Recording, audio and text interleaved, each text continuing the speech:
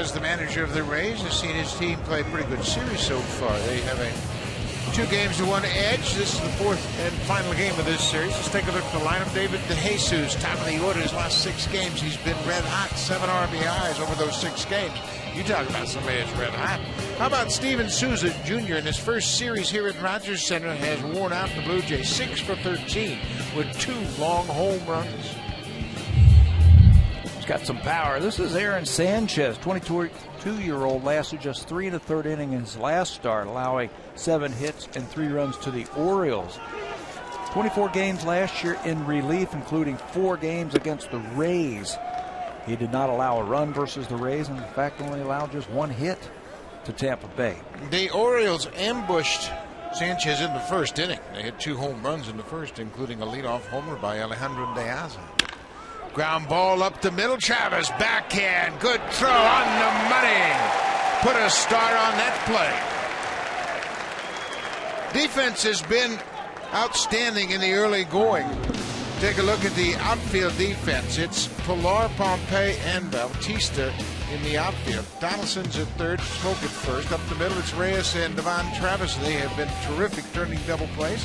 Russell Martin back behind the plate tonight, making his 8th start of the season. And how can we leave out Kevin Pilar after one of the best catchers that we have ever seen in left field, climbing the wall? So we're going to highlight him tonight defensively. He'll be a key also. He's been playing great defense for the Blue Jays. This is Steven Souza Jr. We mentioned Souza has had a terrific series. 6 for 13 with 2 homers. First 2 home runs of the season. He had 2 home runs last September when he was a September call-up for the Nationals. Many of you may remember Steven Souza made that terrific catch to save the no-hitter for Jordan Zimmerman of the Nationals. Final out of the ball game was a no-hitter. Showing off a little bit of everything defensively. You talk about the power. He bunted for a hit, stole a base, almost hit a grand slam in yesterday's game also, right off the top of the wall. You can see why the Rays are very much interested in him. Sanchez takes a walk behind the mound. It's a 3-1 count. His velocity, at least in the first 2 at-bats, a little bit better than we saw last time out in Baltimore. Last pitch was 97.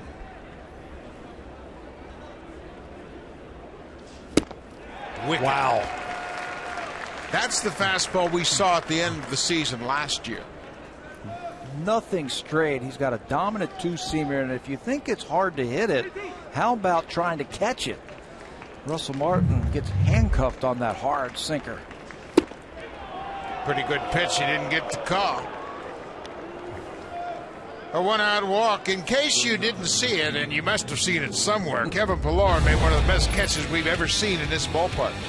He gets a great jump, and I asked him today, did you have it? He said, I had it as soon as it hit the bat. If it was going to stay in the ballpark, I was going to catch it. And when we saw that, it reminded both you and me, Buck, about this catch right here. Rajai Davis, August the 12th in 2012. Exact same plays, exact same type of play. Both athletic plays by the Blue Jays left fielder. Almost carbon copy catches for sure. This is the shortstop, Asdrubal Cabrera. He bounces it off the turf. Second baseman Devon Travis had no problem at all. Travis has handled every type of play in the early going and handled them very smoothly. That was a heads-up play right there. It looked like he was going to try and force the issue and try and get that lead runner, but then backed off right off the top of the plate by Cabrera. It's got a little English on it. You can see he was going to think about backhanding it, then said, you know what, let me get the out over first base. 2 outs, runner in scoring position for Evan Longoria. He is their cleanup man. There goes Souza, and Sanchez didn't even look at him. And Souza picks up his 3rd stolen base of the season. That's important with Sanchez on the mound because he throws that nasty sinker, and already this inning we've seen Russell Martin handcuffed on a couple of those pitches.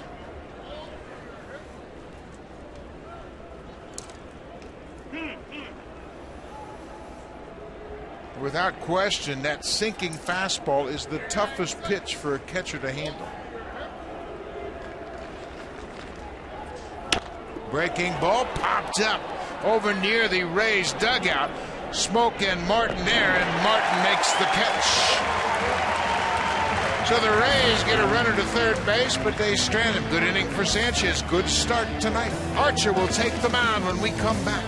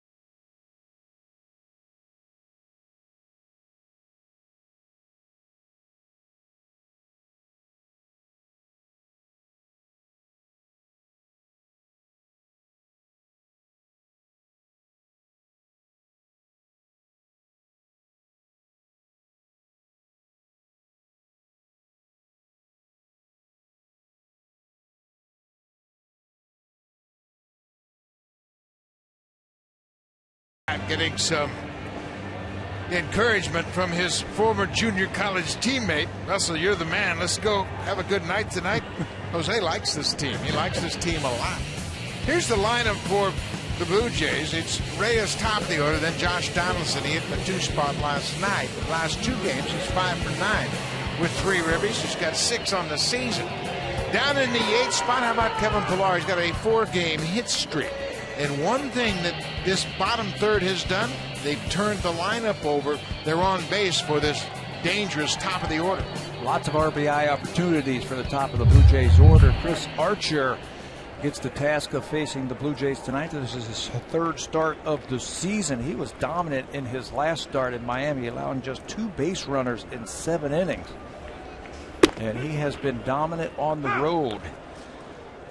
He has allowed fewer than 3 earned runs in 14 straight road games. He's got a good arm. He is blessed with a good arm, and he is getting better and better. Reyes takes it inside. It's a ball on the strike. The Blue Jays lead off man. Archer is by default the #1 pitcher, but he's got ace stuff. Oh, he certainly does. Ground ball. Forsythe at second. Gobbles it up. And Reyes has retired. Let's take a look at the Rays defense. And Kevin Cash has used a couple of different defensive alignments in this series. Tonight it's Desmond Jennings back in left field. Kevin Kiermaier, he can really go get him in the center. Steven Souza, he too is a former center fielder. They got great speed in the outfield. Gold Glover at third is Evan Longoria. Asdrubal Cabrera and Logan Forsythe up the middle. Alan Dykstra gets his 2nd start in this series, and Rene Rivera has been behind the plate in 3 of the 4 games. He's looked good too. 233 major league games for Rivera in 15 professional seasons. He's a take charge type of player. He'll throw that ball around. That we have seen that in the 3 games that he has been behind the plate. He's not afraid to throw to any bases. Josh Donaldson. Well, a couple of good pitches. Archer can locate that fastball, and it's a good one at 97. Jim Hickey said that was the piece of the puzzle for Chris Archer. If he could command that 4-seam fastball, throw it where he wants to, because he throws so hard, it'll complement all his other pitches. Off the plate inside, but with 2 strikes, he had to kind of get after it. And Donaldson is a pull hitter. He likes the ball inside. His power is really to the pull side. For the season, he's got 6 RBIs, looking for his first home run of the season. That broke his bat, and that's going to be a base hit. Stay hot, Josh Donaldson. He likes that 2 spot.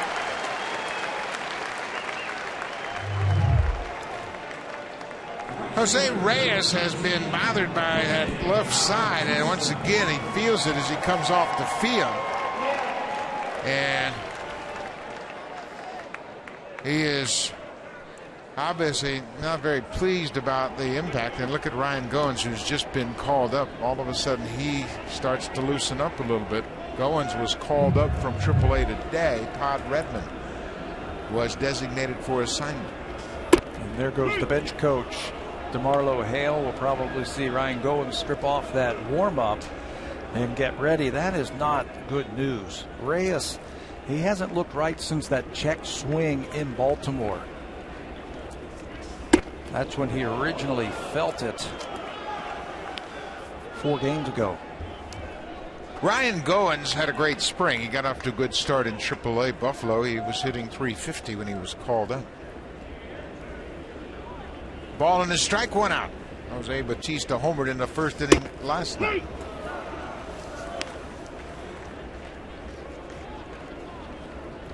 Bautista just 2 for 21 against Chris Archer. Archer's a tough customer, as we mentioned.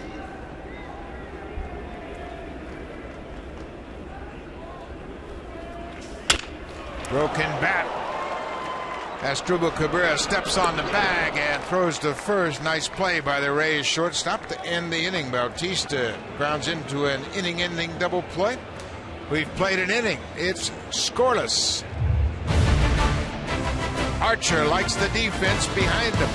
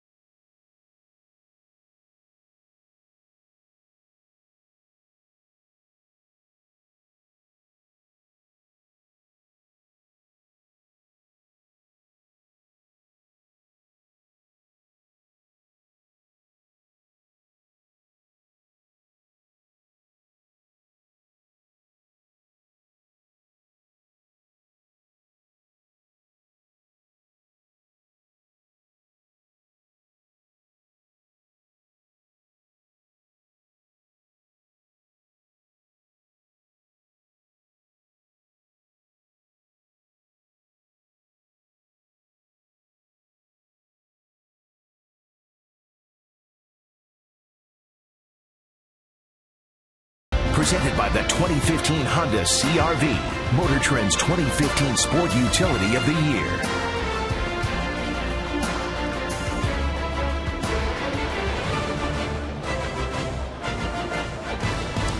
Ryan Goins has taken over defensively at shortstop, and that's not good news for the Blue Jays. Jose Reyes has been battling that side issue, and officially the ball club has let us know that Reyes left because of soreness in his left ribs.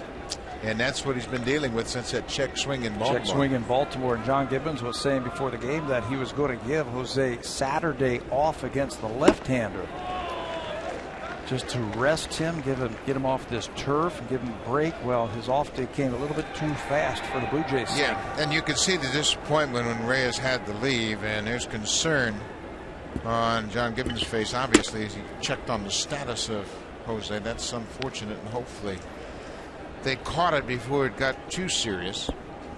Reyes is a huge part of this ball club. This is Desmond Jennings, the left fielder. One thing we have seen from Sanchez tonight that's a real plus in my mind, he's using his fastball, and he's got his fastball up 96 and 97. Yeah, and it's moving, and it's around the plate. This is a chopper 2 hop to the third baseman Donaldson. He airmails Smoke, and that's a hard thing to do. Justin Smoke is a big target over there at first, and Donaldson, he knows Desmond Jennings runs well, but he had a little more time than he thought. 2nd error of the season for Josh. He gets his feet set, knows he has time, and then tries to put a little something extra on it and overthrows Smoke. That's the first throwing error Donaldson has been charged with. He's checking on the infield defense, make sure who has the coverage at second on a ground ball. So it's Goins at short, Travis at second, of course, and these two played a lot together in the spring. This is Alan Dykstra, big first baseman, picked up his first big league hit here in the opening game of the series. Got a base hit to left field. Dykstra's a big man with a lot of power. He was a former #1 pick of the San Diego Padres in 2008. He played his college baseball at Wake Forest University. I love how that fastball is moving tonight for Aaron Sanchez.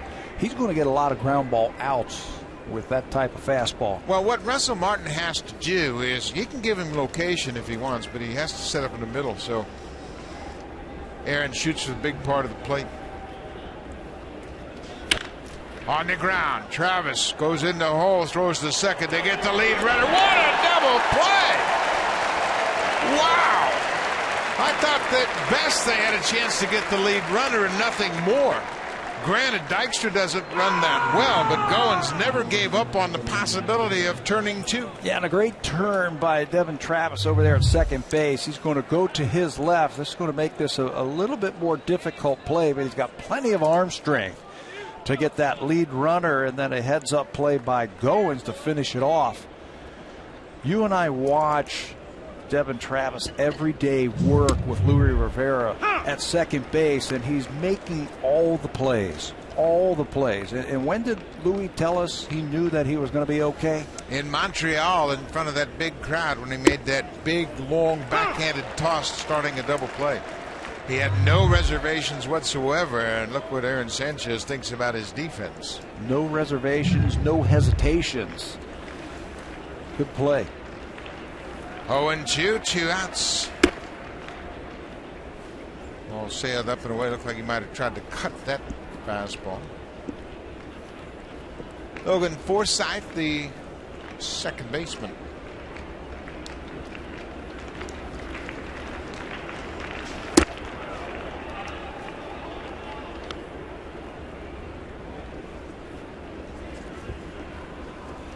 Forsythe's been a valuable player in that he can play first base, he can play all the infield positions, and he can play in the outfield if you need him.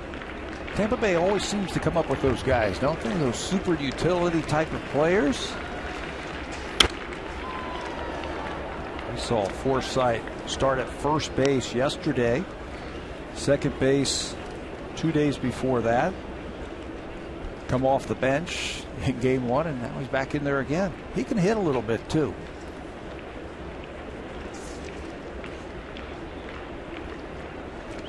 Forsythe had a couple hits in last night's game. 2 for 5.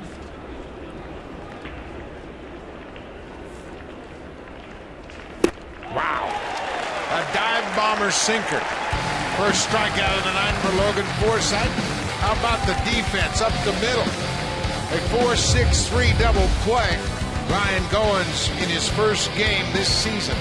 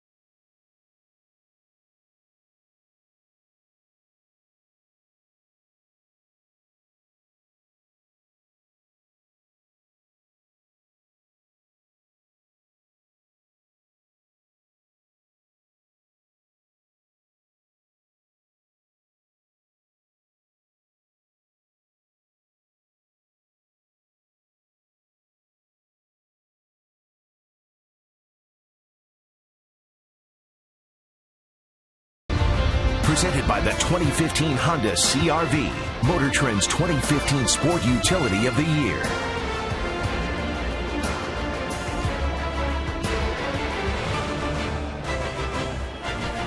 Welcome back to Rogers Center. Right next door to the CN Tower. It is closed. It's cool outside. Scoreless game. The Blue Jays batting here in the second. We mentioned Bautista's numbers against Chris Archer. Edwin Encarnacion has similar numbers. He's just 4 for 21, but he has 3 home runs. He has hit more home runs against Chris Archer than any other batter Archer has faced. Power versus power. That's what you're going to get. Chris Archer and Edwin Encarnacion and the rest of the Blue Jay batters. Got inside with that fastball. Long run for Rivera. He gets there and makes the catch. 1 out. Let's check in with Barry Davis. Thank you, Buck. I'm with Mike Shipley. He is Aaron Sanchez's father. And first thing I want to ask you, what did you notice in the first 2 innings compared to his start in Baltimore?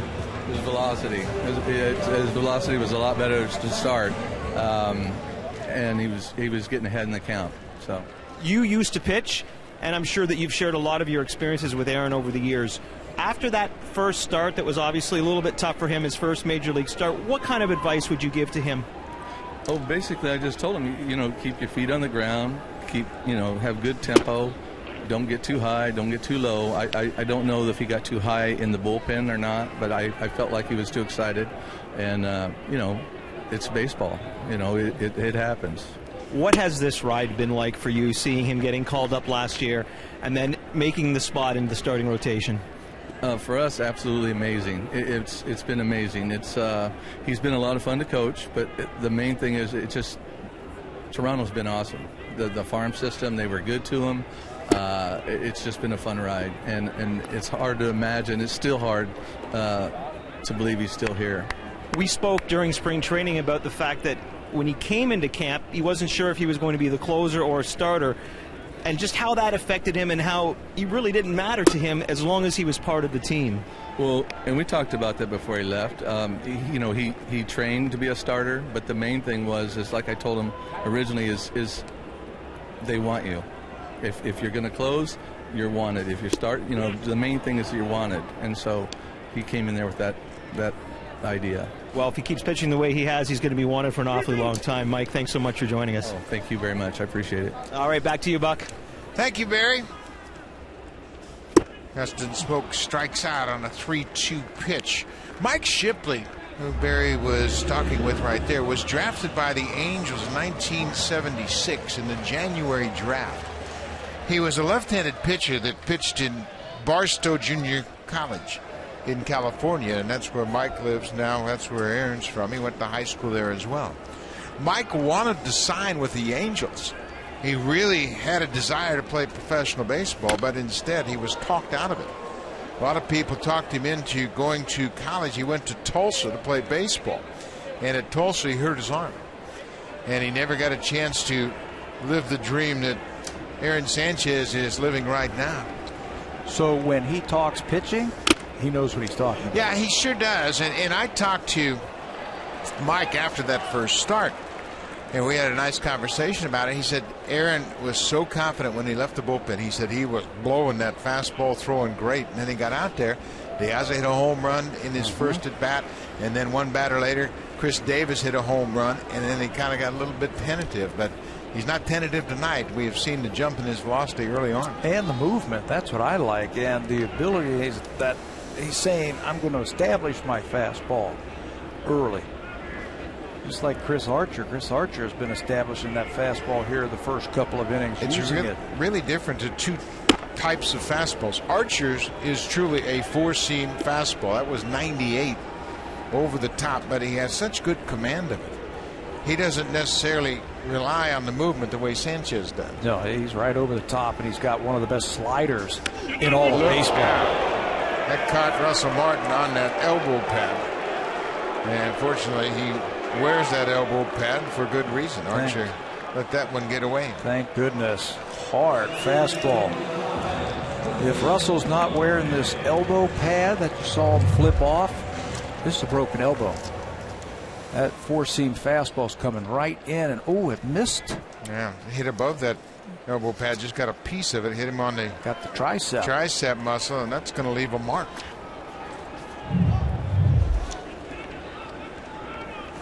So 2 outs. Russell Martin's at first base. Dalton Pompey. Pompey went deep last night. A leadoff home run in the 7th off Ernesto Frieri. And it was a no-doubter into the second deck. So did you see what Chris Archer threw him? Threw him a changeup. Threw 6 changeups last start, Chris Archer. Here's another one. That's a pitch that he wants to try and develop, that changeup, because as you can see, his fastball is top drawer. Again, one of the best sliders in baseball. And they're trying to develop that third pitch. That would be a nice complement to the fastball. Changeup is one of the best pitches in the game, if you can master it. Of course, the Rays have always had guys that could master the changeup. One of the best was James Shields, and Jeremy Hellickson, former Rookie of the Year, also had a great changeup. Jim Hickey does a great job of encouraging his pitchers to use that changeup.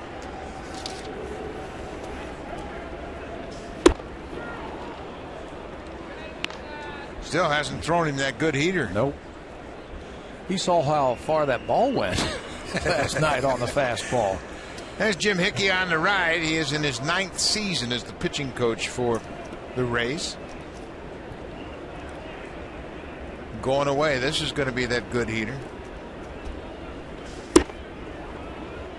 97. I'd say that's a pretty good heater. And at the knees, too. Right over the top. He doesn't have a lot of movement on that fastball. At times he will try and sink it. 4 sinkers in his last start when he only allowed 2 base runners. Full count, 2 outs. Martin with a walking lead. There he goes, and Pompey strikes out. A couple of strikeouts in the inning for Chris Archer.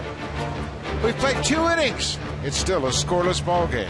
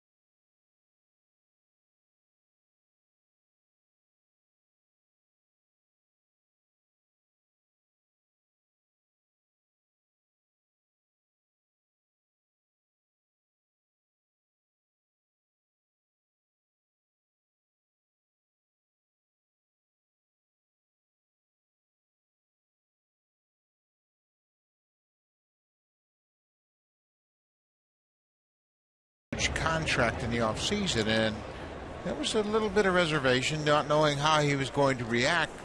He finished up the season last year on the disabled list. He got hit in the face by Mike Friars out of Milwaukee, and it was an ugly beating, but he's responded well. I think he's going to be just fine. That team has struggled getting off to a good start this season. I tell you what, it's not easy. These teams that have never contended, everybody says, well, just because they got good players, they're going to be a natural contender. Said the same thing about the Cubs. Aaron Sanchez We heard from his father how he noticed right off the bat how the velocity is much better. There's a base hit up the middle. Kevin Kiermaier hustling around the bag. They get the ball back in quickly, and Kiermaier has a leadoff single. Let's take a look at the scouting report for Aaron Sanchez. This is his last start, his first start of the season versus the Orioles. 80% of the time he used that fastball, and you can see the velocity is down. It averaged just a tick under 93 miles an hour. Curveball and a changeup. His changeup's still a little bit too firm at 87 miles an hour. He wants to get a little bit more difference in miles per hour. He's been working on a slider, and he'll throw a couple sliders here and there, just trying to work on that, get that ball going the other way. But for him, I think fastball command. Because his fastball moves so much, we'll watch Russell Martin, see if he sets up more in the middle of the plate and let the movement and the running action on that fastball take it to the corner. You know, I think there are two words about control. There's control and there's command. Fastball command, I think, like Archer, can spot his fastball in, out, up, and down. I think Sanchez just needs to master control, where he can control that ball in the strike zone. The movement will take it to the corners. Take it to the corners and take it off the big part of the bat. And that's why he was toying around a little bit with a slider, trying to get that slider, because the sinker goes into a right-hander. Now you want to get that slider going away from him. You can't sit on one area of the strike zone. That's going to be a base hit into center field. Kiermaier can run, and he breezes past second, headed for third. Back-to-back leadoff singles here in the third for Tampa Bay. Boy, Rivera has had a good series against the Blue Jays. Playing different positions, coming up with some big hits for them, and doing a good job behind the plate. Problem with this, look where it is. It's about belt high coming over the middle of the plate. He got the ground ball double play last inning because he kept that fastball down. That time it just leaked up. Kiermaier now at third. First and third, nobody out. Back to the top of the order, David Dejesus. We mentioned his last 6 games. Dejesus has driven in 7 runs. He's got a great opportunity early here. Blue Jays turn to double play in the second. Breaking ball off the plate outside. In case you just joined us, Ryan Goins was just recalled from AAA Buffalo.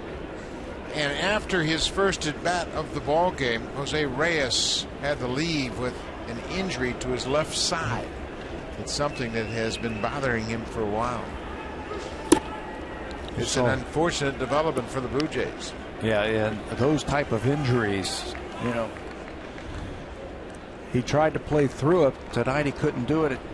Those are tough injuries. They can take a while to get better. Keep an eye on Josh Donaldson over there at third base. He and Russell Martin were working on pickoff plays in spring training in these types of situations. Left-handed batter, you see Martin come out. Left-handed batter at the plate, a fast runner at third base. They'll put on a play. Well, the reason it's a good time to put the play on, Martin's looking right down at Donaldson now, is because Martin has a clear look at the third baseman and the base runner. And if Dejesus hits it, chances are it's not going to be toward third. So Josh can shade over there at third base and keep Kiermaier as close as possible.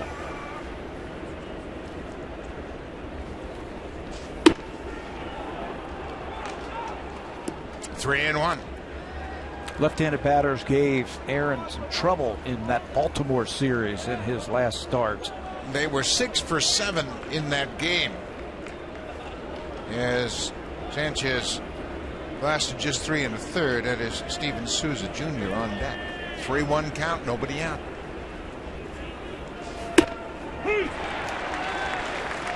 Yeah, I don't care if Aaron Sanchez makes perfect pitches with his fastball, because that ball moves so dramatically. You remember the strikeout of Logan Forsythe to end the second. That thing moved 10 inches. This is where he could really use a breaking ball to get under the left-hander's bat right here. 3-2. Runner is moving, ball 4. That'll load the bases.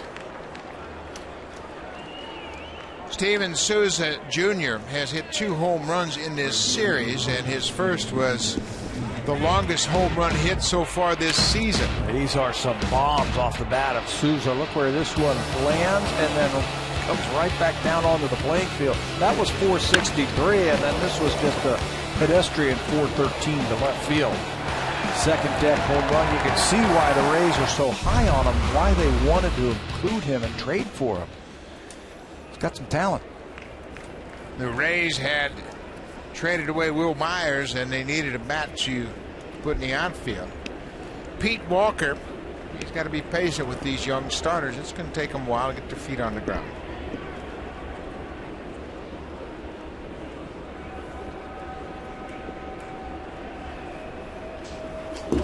All the way back to the screen, but it bounces right back to Russell Martin, and the runners have to hold. Boy, he missed so bad. It bounced right back. Martin was expecting that ball down. Watch Russell down, and he throws it over his head. He can't even get a glove on it, but fortunately for the Jays, it bounced right back on one hop to Russell.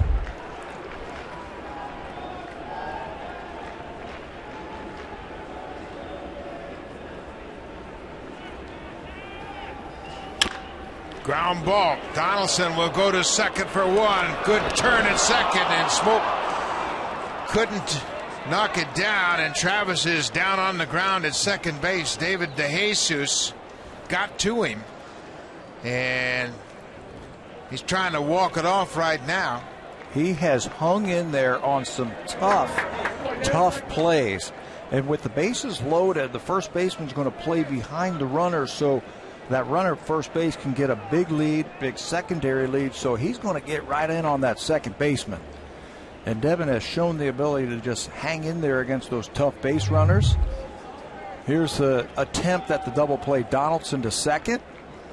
And then the turn. There's Dejesus. He goes in and takes his legs out from under him. Looked like he might have rolled his ankle a little bit. And Travis is anchored. He can't get in the air after he makes his throw. And you can see he gets stuck in front of that bag. Louis Rivera, the infield coach and third base coach, has worked on Devin, trying to get him to incorporate several different ways to turn two. Dejesus went inside the bag at second and knocked him off his feet. Got hit pretty hard right there on that lower left leg. Yeah, you plant that leg to throw the ball over to first base, and the runner's on top. Dirty play by Dejesus. It's just a good aggressive baseball play. He's trying to break up the double play to get a run and an RBI for his teammate. But again, with the bases loaded, he can get a big lead. With the first baseman playing deep behind him and with enough speed, he can break up that double play. The ball was not a sharply hit ground ball to Donaldson. He was deep, and he was in a position that suggested you don't go home on that play. Had they wanted him to go home, they would have had him even with the bag. And they get one out at second. Now they're runners at first and third. A run in Tampa Bay with a 1-0 lead.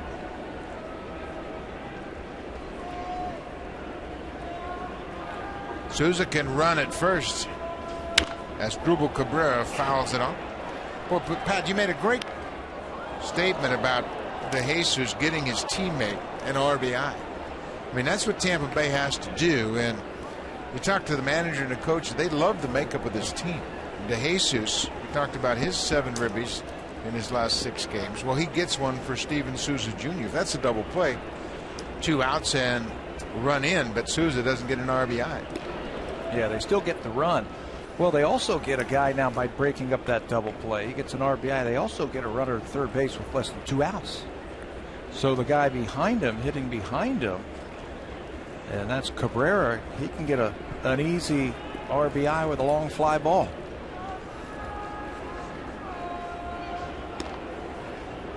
You mentioned Souza can run. He's got a couple of steals, including stealing second here on Tuesday night.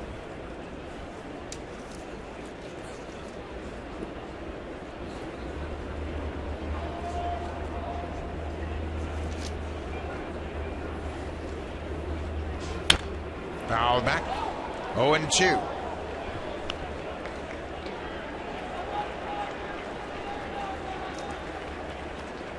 Just 3 for 13 runners in scoring position for the number 3 hitter, Cabrera.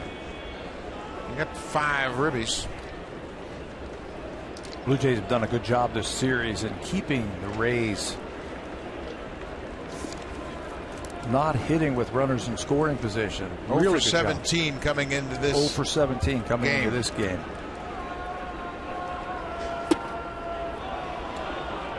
Sanchez isn't getting a lot of close calls, and that ball was off the plate. Borderline tough pitch to lay off of with 2 strikes. Hitters get that low pitch, and the pitchers are not getting it. Tonight from home plate umpire Laz Diaz. Archer has thrown a couple down there, so has Sanchez, called low. With that ball a little bit too hard, got away from him. That's the curveball. 2 balls and 2 strikes. A run in for Tampa Bay. Back-to-back singles to start the inning. Dejesus walked to load the bases, and then Souza picks up the RBI with a fielder's choice. 2-2. Not running.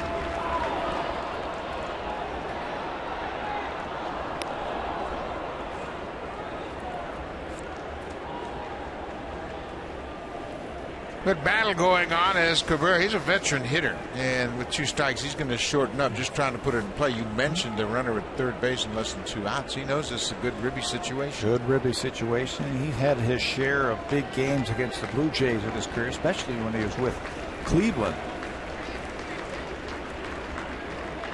There goes a runner, a strikeout to throw to second in time. Another good tag by a middle infielder. Russell Martin got rid of it in a hurry. Goins coming in from shortstop, got to the bag and swiped the tag onto Souza. Kevin Cash is out of the Rays dugout. They're checking to see whether or not they want to review this play. Strong throw and quick tag by Goins as he came in front of the bag, and Cash will wave it off. Strike him out, throw him out, but the Tampa Bay Rays have taken a 1-0 lead.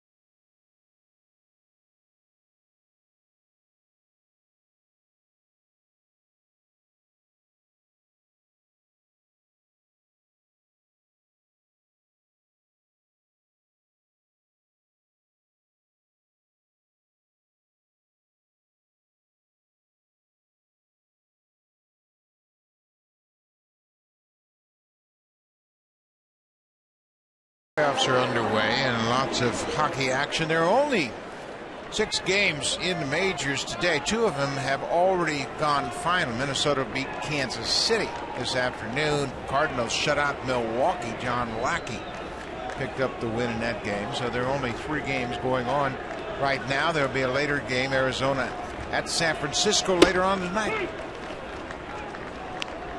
Watch out for the Twins. They beat the Royals 2 days in a row, huh? Torrey Hunter says we finally found ourselves. This is Kevin Pillar. He's off to a great start to this season.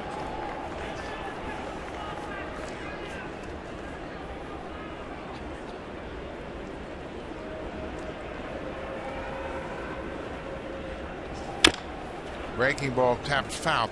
I was with you when you asked Pillar when he thought he had a chance to make a catch on that ball off the bat of Tim Beckham. He said as soon as he hit it. I love that answer. How about that? You know? That's the tear in the fence. He put his foot up on that fence and catapulted himself up over the wall to make the catch. That's a 10-foot fence. And he got up there. He was serious, too. Yeah. Oh, yeah. I mean, straight faced. Yeah. As soon as it hit his bat, I knew I had a chance to catch it. He didn't say he was going to catch it. He said, I knew I had a chance. He's a good outfielder. He's a center fielder. He's played center field throughout most of his career. And he has no problem at all moving to either left or right. You know, gives you an effort every single day. He strikes out. That's 3 strikeouts. Let's check in with Barry Davis. Well, Buck, you guys were just talking about the catch Pillar made last night, and as confident he was as making the catch, afterwards he was pretty amazed, so much so that he went out and had his wife take a couple of pictures back at the scene of the crime along with those cleat marks. And talking to some of the teammates, everyone was blown away. Devin Travis said it was the greatest catch he's ever seen, and even Brooke Jacoby, who's been in the game a long time, says he's never seen anything live like that last night. Buck? Yeah, that's hard to really compare that catch to several we've seen. We showed you the Rajay Davis catch a couple years ago. Of course, everybody remembers the great catch in the World Series by Devon White right here in this ballpark in center field, and what could have been a triple play. But, you know, Willie Mays' catch in the World Series against Vic Wertz. Chris Archer calls his catcher out to the mound. He called the pitch and said, you know what, I want to talk about this. And Archer, he's his own man. He understands what he has to do to be effective, and he's got a pretty good game plan. He's a bright kid, very bright kid. There's another one right there, Aaron Sanchez. Of course, he's talking to a veteran catcher and trying to get his thoughts about patterns, pitches. Archer, it's an interesting story about Archer in that he was signed originally by the Cleveland Indians, and he was a 5th-round pick, 2006. Then he was traded to the Cubs for one of our favorites, Mark DeRosa. DeRosa went to Cleveland. That was in December of 2008. And then Tampa Bay picked up Archer, Robinson, Chirinos, Sam Fulton, Brandon Geyer, and Hak-Ju Lee, the shortstop, for Matt Garza, Fernando Perez, and Zach Roscoe. So Matt Garza was the impending free agency pitcher that Tampa Bay couldn't afford to keep, so they got a boatload of talent. There's a slider in there for a strike. That's 3 strikeouts in a row for Archer.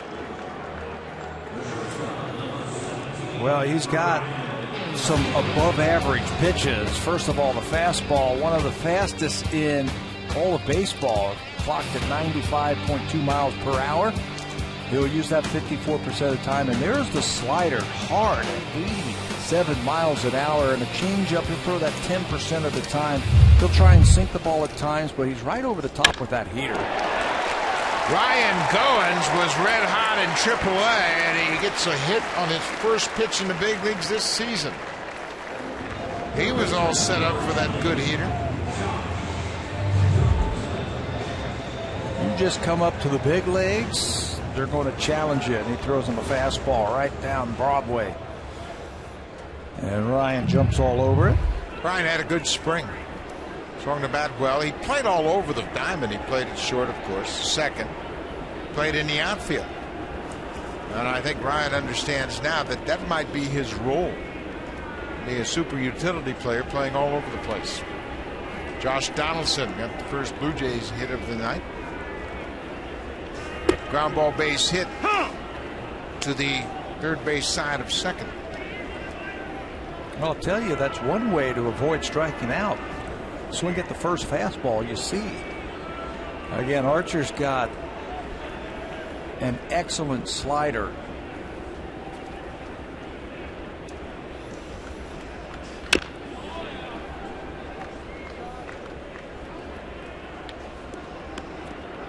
Boy, Archer's got a lot of energy in his body, and that keeps everybody involved on the infield. I mean, he just pitches with so much confidence.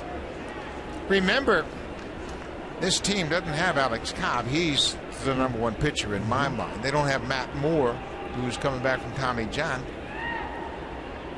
They don't have Alex Colomé, 3 guys that have started for them in the past. Archer was going to be in the rotation. They also don't have Drew Smiley. So they've got some of their top pitchers on the shelf right now. Jake Odorizzi has done a nice job. But you know what? You're not pitching for the Tampa Bay Rays unless you know how to pitch. They do a good job of developing their own guys. They also do a good job of finding players in other organizations, bringing them into their organization, and then finishing them off. They are polished by the time they get to the big leagues. 0-2. Donaldson hacks at it.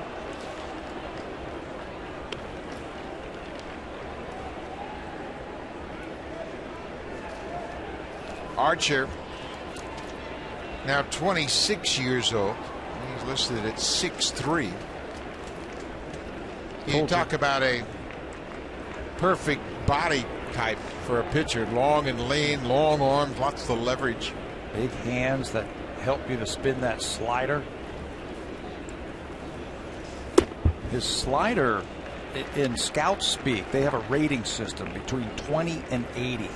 80 at the top, 50 is about average. His slider is rated a 70. It's a strikeout pitch. Again, it's one of the best in all of baseball, and he gets a lot of strikeouts to the righties with it. There's a strikeout of that pitch you were mentioning. The slider works. Archer strikes out to side here in the 3rd. He's got 5 already tonight. Goins with his first hit of the season.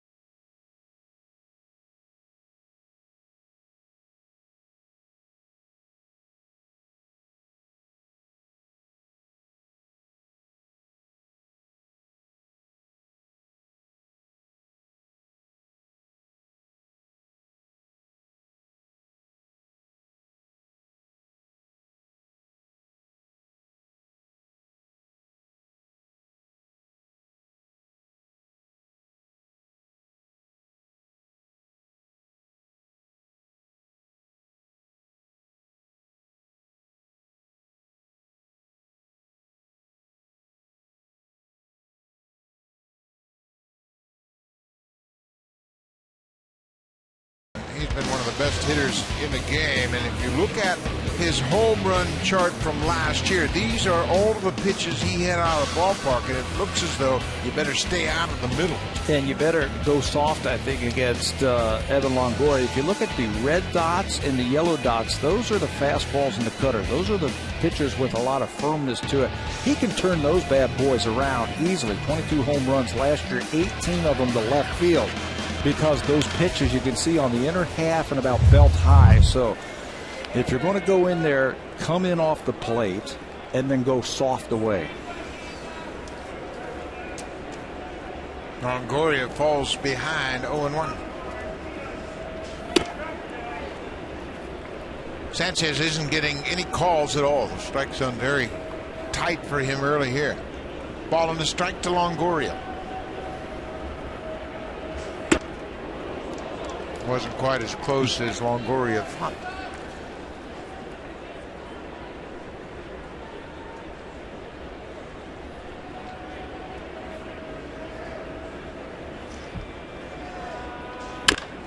Bouncing ball, big hop for Goins. One down.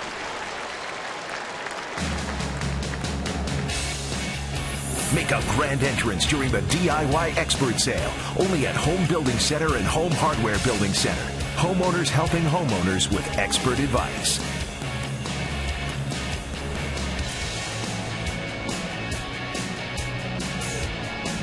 This is the fourth and final game the Blue Jays and Reyes have played. Rays have a 2-1 advantage. Blue Jays be happy to split the series, and they would go 6-4 through their first 10 games. Keep doing that all season long. That's 96 wins. Think about that. That'll do it.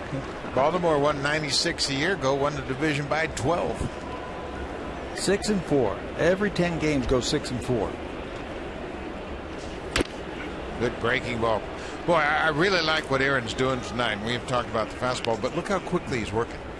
You know, you get on that rubber and just go at the hitters. Put the pressure on them. Aaron was drafted in 2010. He was the 34th player overall pick, Blue Jays' first round pick. He was signed by Blake Crosby. At the time, a young Blue Jays scout. Blake Crosby is Bobby Crosby's brother. Bobby Crosby came up with the Oakland A's. Rookie of the year with Oakland.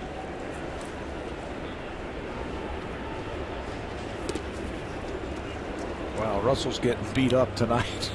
That was a tough one right there. He's already got hit in the tricep when he was hitting, and now a changeup that's down, and he goes down to get it and hits him right in the chest protector. You know, there's been a lot of talk about Russell Martin having to catch R.A. Dickey. But from my experience behind the plate, the toughest guys to catch were those sinking fastball pitchers. Jim Acker comes to mind. Toughest pitcher I ever had to catch was a guy named Andy Hassler. Big, tall left-hander. Did they throw 96 or 97 like this? Yeah, they threw hard. Acker didn't throw 96 or 97, but he threw 92, 93 with great movement. Andy Hassler threw the mid-90s and wicked movement. And he would handcuff me, and I caught him a lot. But you never really know where it's going. And it'll hit you on that thumb and make that thumb just bark. Ugh. Catching one game is like playing 5 games in the field. Another bouncing ball. Goins in time. 2 ground ball outs here in the fourth. This copyrighted telecast is presented by authority of Rogers Blue Jays Baseball Partnership and may not be reproduced or reinstated, retransmitted in any form. And the accounts and descriptions of this game may not be disseminated without the express written consent of Rogers Blue Jays Baseball Partnership. Blue Jay fans with their Blue Jays gear on. This is the final game of this series. Atlanta will be here tomorrow night.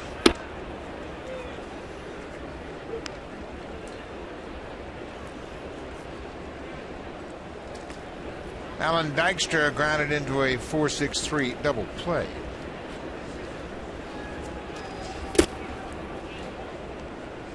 I told you he's tough to catch. Just get a glove on it sometimes is success. Yeah, I can relate to that thumb that you were talking about. That's why you'll see catchers wear that thumb guard on their catching hand. First base, that happened a couple of times. A ball that would just run just a little bit, and you catch it right on your thumb. The pain. And the gloves have to be somewhat flexible so you can't have that much support in there. But a lot of catchers now are wearing that hard plastic little thumb holster, if you will. They'll jam it in their glove, and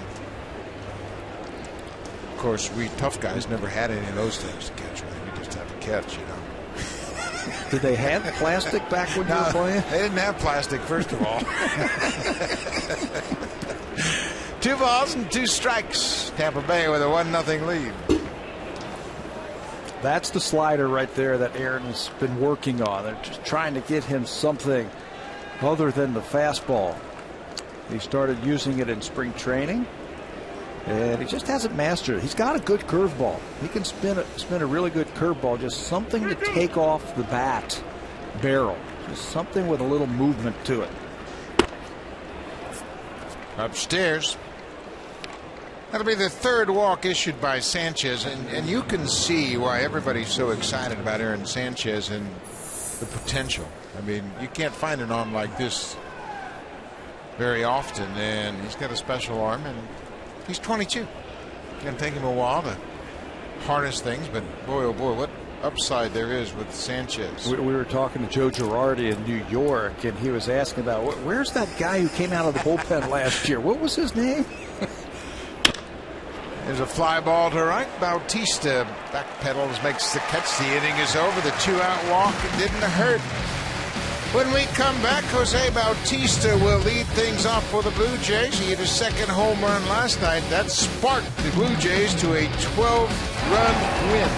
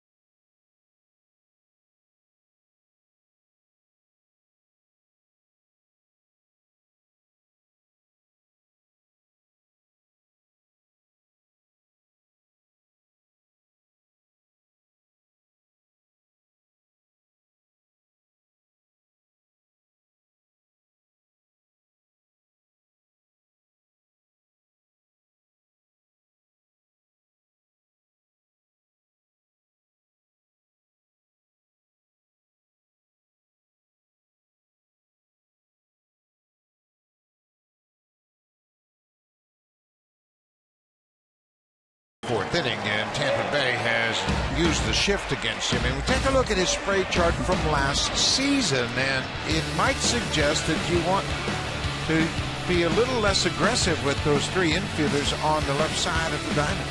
Because he sprays the ball around, you can see 74 hits to left, 51 to center, and 33 hits to right field. Jose can hit the ball all over the place. You can see the Rays, they've got the three infielders on the left side of the infield, and they'll move it around. This whole series, they have started early in the count with those three infielders on the left side, and if it gets to 2 strikes, they will shift back. Second baseman will go back to his normal position.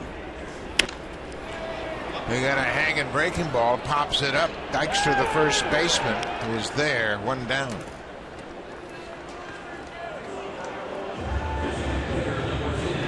Tell you what, is 0 for 2. Chris Archer has brought his A game tonight.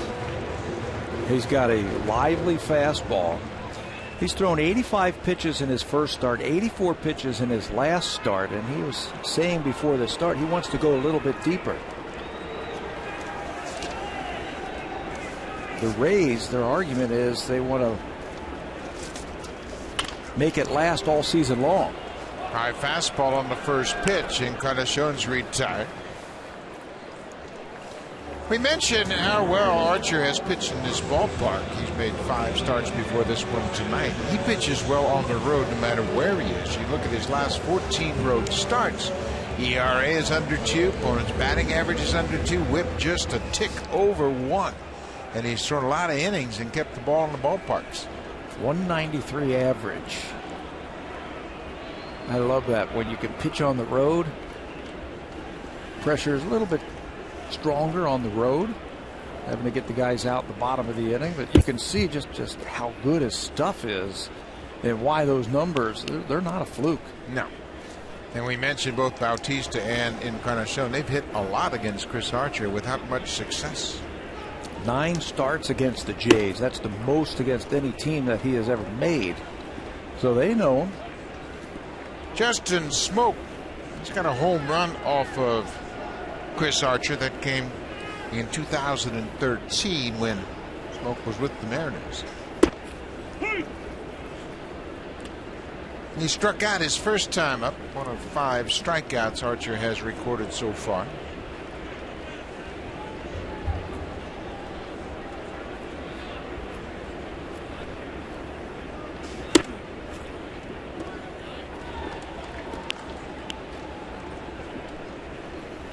Archer, and Pat, you mentioned he wants to go deeper. In his last start, he went 7 innings, allowed just 1 hit against Miami. If he goes any deeper, it'll be a complete game. The Rays want to be conservative with him. They want him strong throughout the whole season. And he's been saying, hey, I can go deeper. I feel fresh. I did a lot this offseason to get ready for this year. Smoke will take ball 4. That's the first walk issued by Archer. Kevin Cash has a lot invested, at least the ball club does. They have signed Chris Archer to a 6-year contract. It runs through 2019 with options for 20 and 21. And they signed him at a bargain, $25.5 million. After the walk, he comes right back with a first pitch breaking ball.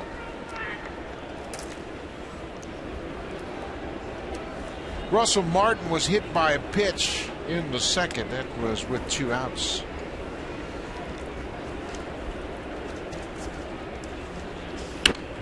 Russell was hit by a pitch in Baltimore by Tommy Hunter.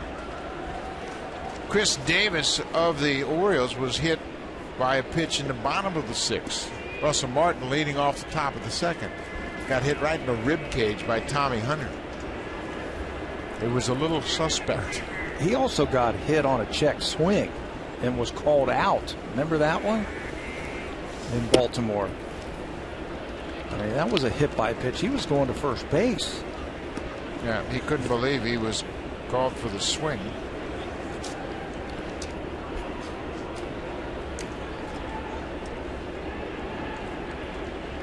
One and two down. Russell Martin has worked hard trying to snap this early season skid. He was out yesterday and really logged a lot of time in the batting cage when he wasn't playing. Doing some drills with Brooke Jacoby, the hitting coach, to let that ball get a little bit deeper. He went around. Another strikeout for Archer. That's 6 through 4 innings. We'll go to the 5th. Tampa Bay has a 1-0 lead. Now it's time for Blue Jays Central Update. Here's Jamie Campbell and Greg Zong.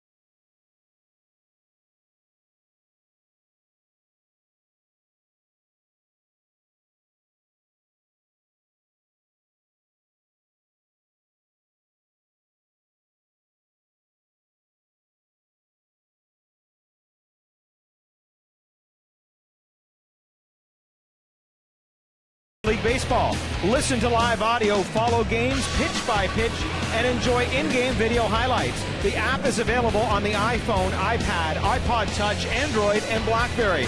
Season-long subscription packages are available. Visit BlueJays.com for more details. Gentlemen, I would think that the Kevin Pillar catch was watched a number of times on the MLB app last night. Barry, it sure was, and there was video, there was radio calls. Jerry Howell's radio call was on the app, and lots of people had a chance to see that if they didn't see it live.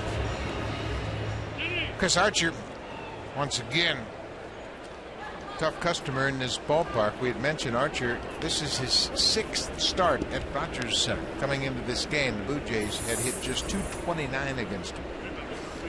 A reminder, we got a lot of hockey going on around the networks, and on CBC right now it's Game 1, Penguins and the Rangers. Of course, the Rangers have had a terrific season, and everybody thinks that they might be one of the teams we see in the Stanley Cup Finals.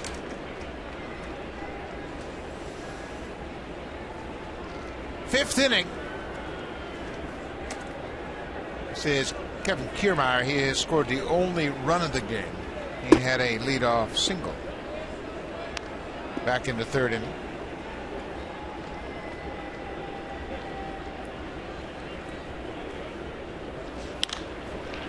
This is sliced down the left field line. It's a fair ball, and it's going to bounce out of play for a ground rule double. Kevin Kiermaier, 2 for 2 off of Sanchez. He's gotten off to a great start this season. That's his 5th double. He now has 8 extra base hits. That's still number 1, isn't it? In the American League, he doesn't try and pull that ball. It's a sinker going down and away, stays right through that ball, and there it is, slicing down the left field line and out of play for a double to lead off the 5th inning. He is alone in first now in that category. He has 8 extra base hits. He was tied with Sam Fole. Look out. Rene Rivera jumps back from an inside heater. The Rays have had some steals of third in this series. Desmond Jennings has stolen third 3 times, twice against R.A. Dickey on Monday night. With that hard sinker, I'm surprised they're not trying to move him via the bunt. Throw to second. Oh, man, that was close. Kiermaier stuck his hand back in on the bag before Goins could put the tag down.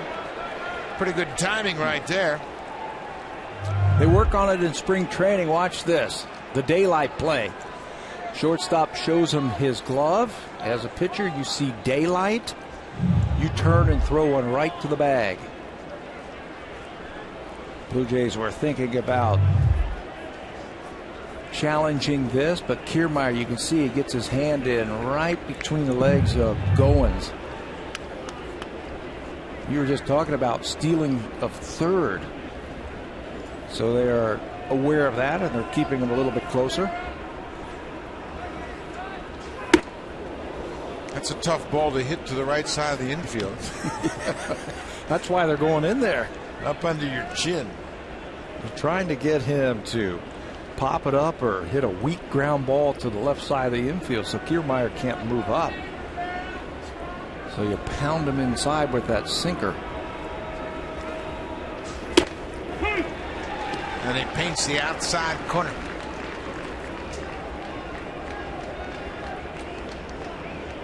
Greg Zahn mentioned it in the update how Sanchez is effectively wild.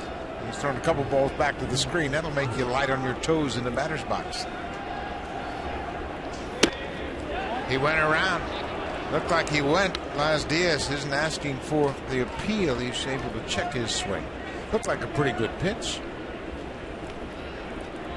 It's close. He checked on it, but the Blue Jays are not going to look at that one.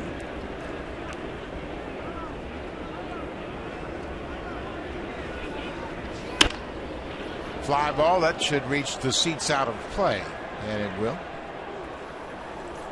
We're in the 5th inning. Tampa Bay has scored a run on 3 hits. The Blue Jays have just 2 hits, and they have yet to score.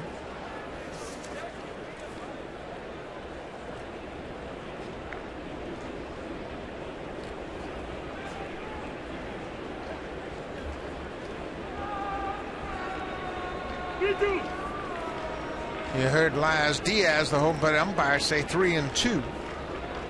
Kiermaier with the leadoff double at second.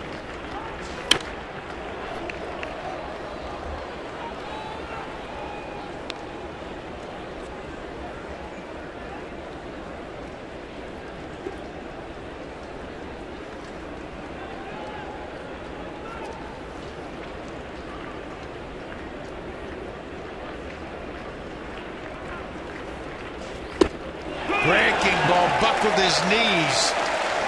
First out of the inning. Third strikeout for Sanchez. A good breaking ball. It sure did buckle his knees. Curveball 3-2. Watch the front side of Rene Rivera. Oh, I'm getting out here. Whoa, wait a minute. Strike. He was bailing. That is the reaction to a pitcher being effectively wild. He saw that ball coming up around his shoulder and he said, oh man, that's another heater. And then was caught looking at strike 3. 1 out. Back to the top of the order. David Dejesus is 0 for 1 with a walk.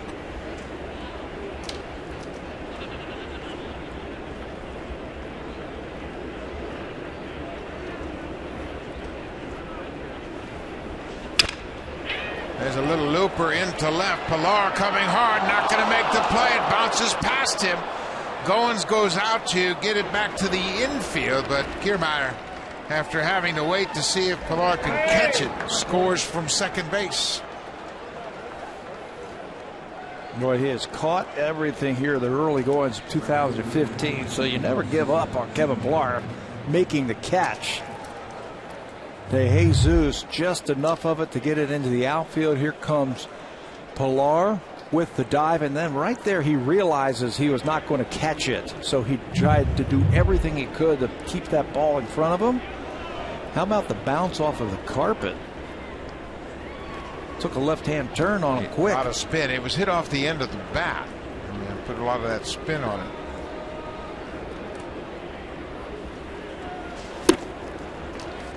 Steven Souza Jr. has walked and hit into a fielder's choice. He has the only RBI. Excuse me, now Dejesus has an RBI as well.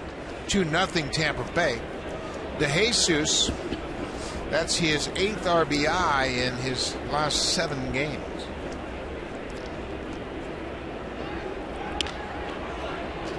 Tampa Bay, they lead the majors in steals of third base. They have 5.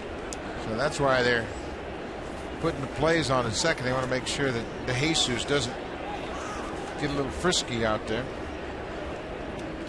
They also lead the majors in walks. 11 stolen bases, 3rd most in the majors.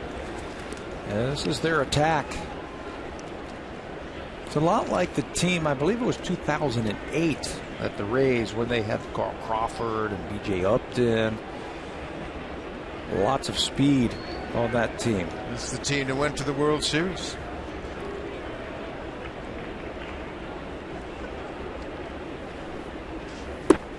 And breaking ball just off the inside corner. 2-1.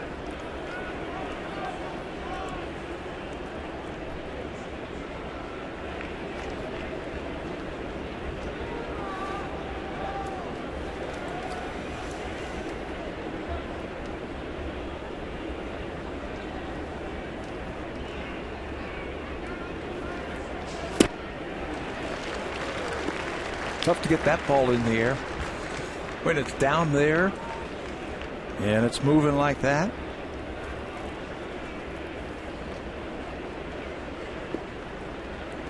Well, the one thing that the Blue Jays really can't do is expect it to be a straight line for these young players. They're going to have ups and downs. Sanchez is just 22. Aaron really kind of came into his own in 2013 in the Arizona Fall League. He played on the Salt River Rafters. Pretty impressive group of players in that Fall League team. Sanchez, Marcus Stroman, and Drew Hutchison were all teammates. He went around. 2 down. Comeback fastball. You can see the grip and watch it just starting to dart to the outside part of the plate. Good job there. That is the 4th strikeout of the night for Aaron. You mentioned the Arizona Fall League. Devin Travis was playing in Mesa. At the time, of course, he was with the Tigers. Blue Jays, there were 4 of them on the team in Salt River.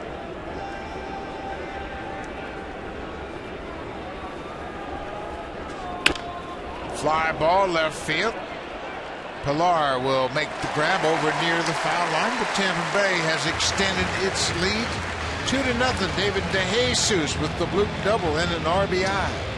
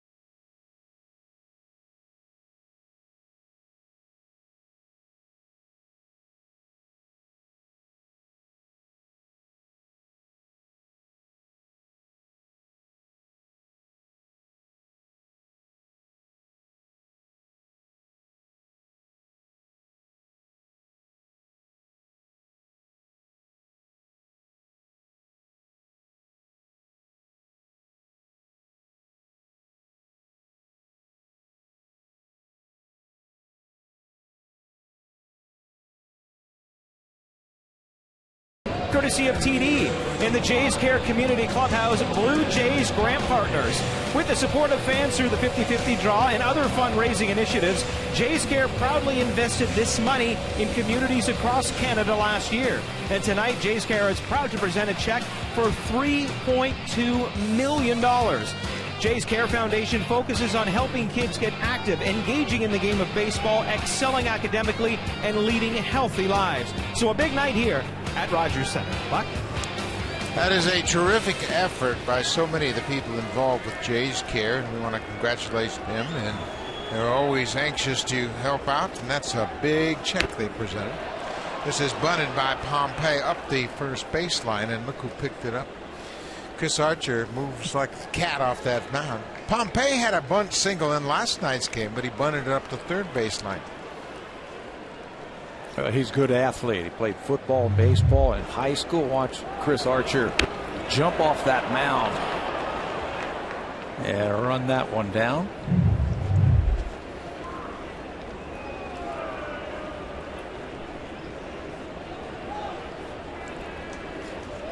Dalton Pompey with his second home run of the season in last night's game. And he smoked it into the second deck. Talked to Jose Bautista earlier today about the youngsters in this lineup, and he talked to them and said, listen, you don't have to do anything more than what you've done in the minors.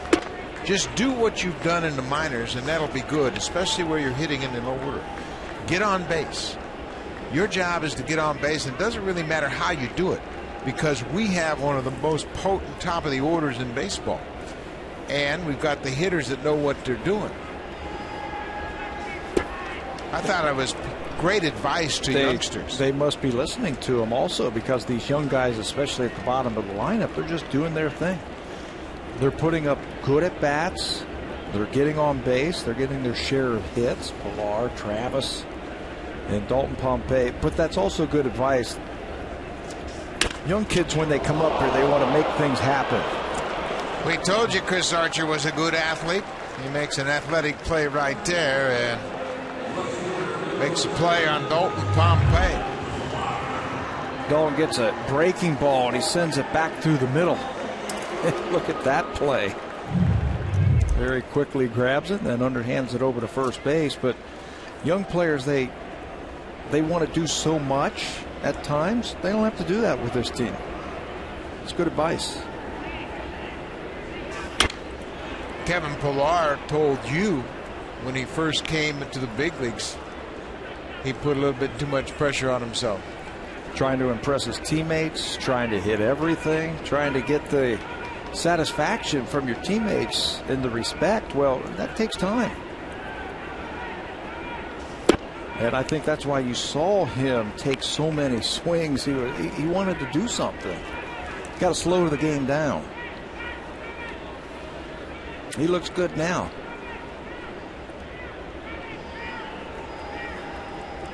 One and one count. Lays off that inside pitch and the appeal down to Chris Guccione. He says no swing. Well, the Blue Jays, they're among the best in baseball in production from their 8 and 9 hitters. When you look at the most hits by 8 and 9 hitters in baseball, Blue Jays have 20 hits. That's tied for third in the majors.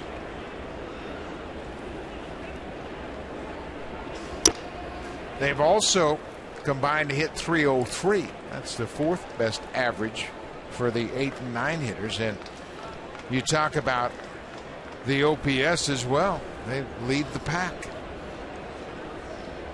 And the majority of those at-bats have been by Pillar and Devin Travis. They're just having good at-bats. One pitch at a time. Do your thing. Boy, that's nasty. Well, he ran that fastball upstairs and gets the strikeout. That's 7 strikeouts for Chris Archer. Tough to lay off of that one right there when he's throwing as hard as he is, like Archer is tonight. You got that slider in the back of your mind, and he throws that one up and in. That OPS is going to go up a little bit for Devin Travis and his batting average from that, what we found out before the ball game today. John Gibbons told us before the game that they reversed the scoring in Baltimore. This ball is hit, but it's going to be caught in center. We'll tell you more about the Travis benefit. We go to the 6th, and here comes the Home Hardware Cleanup Crew, brought to you by Natura. Home Hardware's exclusive line of safe, environmentally friendly cleaning products.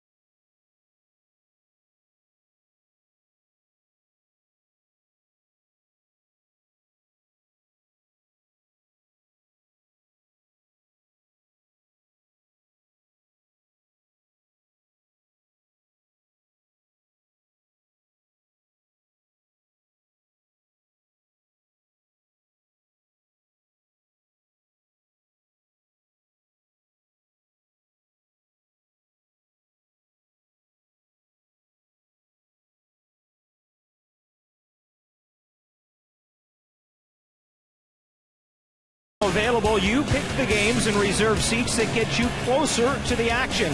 Starting from 10 games up to a full season, we'll find you the packages that best suit your needs. Go to BlueJays.com to learn about all the great benefits of being a Blue Jay ticket package holder. Buck? Barry, there's certainly a lot of benefits to that, and You get your season tickets, you get in the ballpark and enjoy a good time. We talked about Devin Travis, how his numbers are going to improve. Today we learned that Travis was credited with a 3-run double in Baltimore. It was originally ruled an error, and he will pick up 3 extra RBIs. Longoria drives this past Bautista. It's going to go all the way to the wall. That is a franchise high in doubles for Longoria. Longoria picks up his 230th double. He is going to be the franchise leader in everything before he's done. A good piece of hitting. Watch how he just takes this fastball away from him. Doesn't try and pull it. Just shoots it up the gap in right center field for extra bases. He was tied with Ben Zobrist with 229, and now he stands alone as the franchise leader in doubles.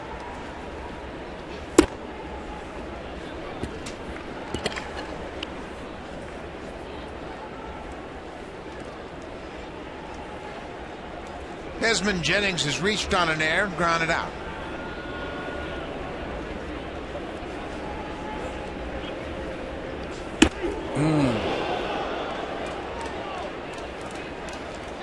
Aaron Sanchez, deeper start tonight. Aaron Loup beginning to loosen up. Nate Johnson on the phone to let the bench know his status, how close he is.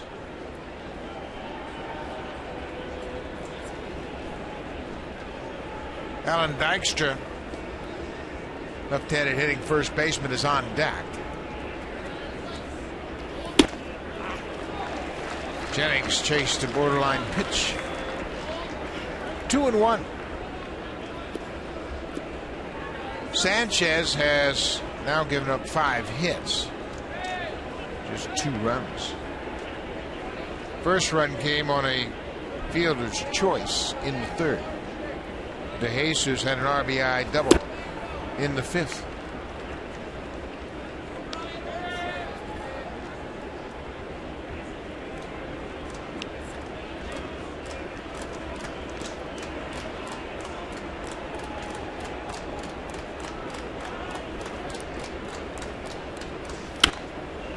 Full count.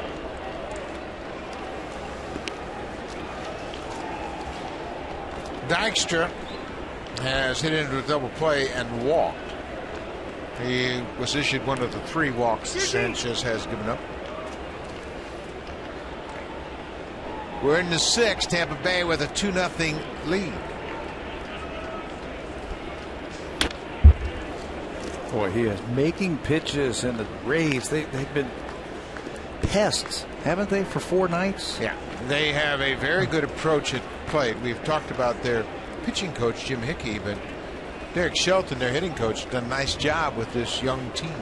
Says it's one of his best teams offensively in the fact that they really put together good at bats, and he's right. We're watching it. There's a good at bat right there with 2 strikes. Desmond Jennings grounds out but pushes Longoria over to 3rd. John Gibbons is out of the dugout. He's got a left-handed bat in Alan Dykstra. He's made the call for the left-hander Loup. The Rays have 4 right-handed bats on the bench. Dykstra is walking back toward the dugout. We're not sure yet if they've called him back. They have called him back. Tim Beckham has come out and grabbed the bat. Sanchez will leave. Aaron Loup will come on. Tampa Bay is going to use a pinch hitter. Tim Beckham will bat for Alan Dykstra. Longoria is at 3rd.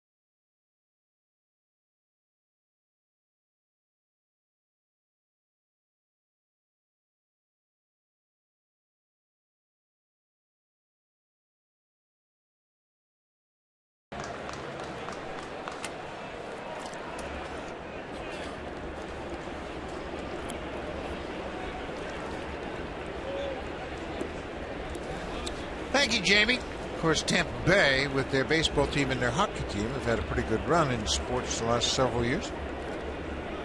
This is Aaron Loup making his 5th appearance of the season. He's got some ugly numbers because of one outing in New York. That one goes after the first pitch. Yeah, and this was all about forcing the hand of Kevin Cash, the manager of the Tampa Bay Rays. You had a left-hander up, and Loup has been tough on lefties. They hit just 159 off of Aaron last season, so that brought Tim Beckham to the plate right here off the bench. Infield has to come in. And the thing is, Loup can pitch to those right-handers with that good fastball right there. Beckham has a pinch hit triple and a pinch hit home run this season. Come off the bench, and the bench has done a nice job for Kevin Cash. He's done a real good job of getting everybody involved.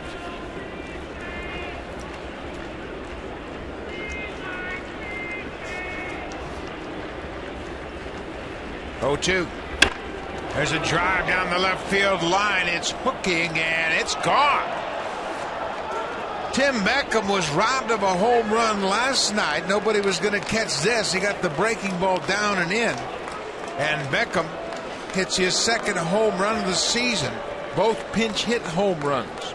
Boy, that was a pitch that Aaron Loup, he shook to that. Russell Martin would change up. He shook off that. Then he went fastball inside. He wanted that slider, but he caught way too much of the plate. There's the breaking ball, and that really sped the bat up of Tim Beckham, and he pulls it down the line. It looked like the ball was going to hook foul, but right at the last minute, it stayed straight right over the 328 sign, and Kevin Cash pulls the right strings again.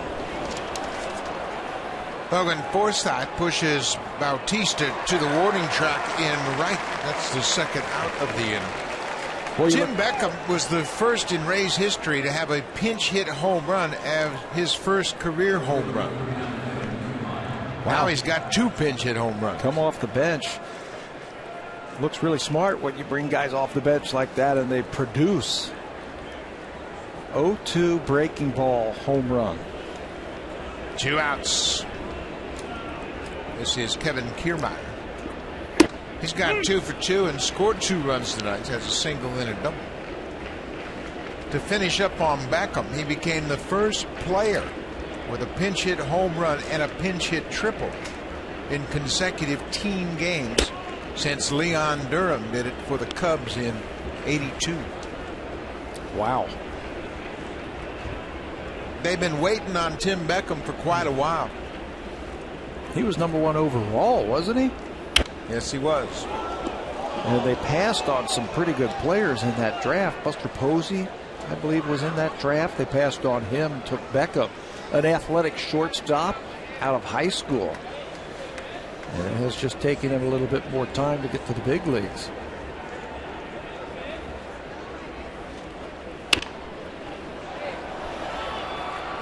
So Aaron Sanchez, 2 of the runs came after he was out of the game. 5 and a third. He pitches deeper into the ball game than he did in his first start, and there'll be some positives he'll take out of this game.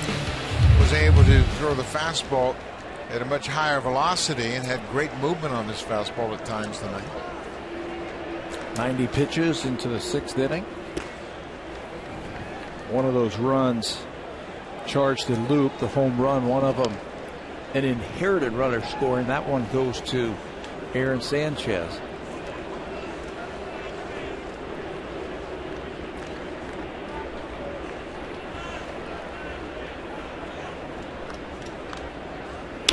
Foul back. You mentioned Tim Beckham was the first overall pick in 2008. And you're right. Tampa Bay had a shot at some pretty good players. Number 2 was Pedro Alvarez. Number 3 was Eric Hosmer. Brian Mattis was 4. Buster Posey was 5. There's a lot of good players in that draft. Loup strikes out Kiermaier. He's retired for the first time. Beckham with a pinch hit home run. Blue Jays are down 4-0. Josh Donaldson will start things off. Donaldson's been swinging a red hot bat lately. The Blue Jays just 2 hits off Chris Archer so far.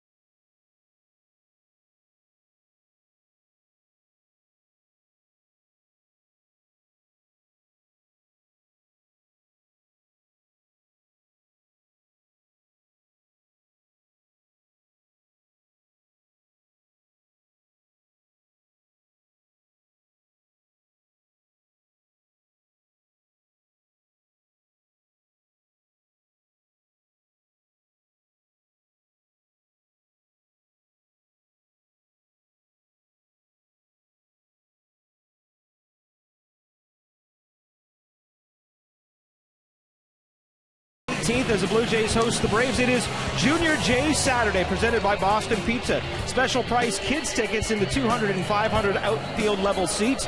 And after the game, kids 14 and under can run the bases just like the pros. Go to BlueJays.com. And Buckeye talked to a security guy today. He looked at me and he said, yes. I said, yes, what? He goes, yes, you are young enough to run the bases. So there you go. Everybody's paying attention, Barry. Ryan Goins leads things off. Logan Forsythe moves to first base from second. The pinch hitter, Tim Meckham, takes over defensively at second.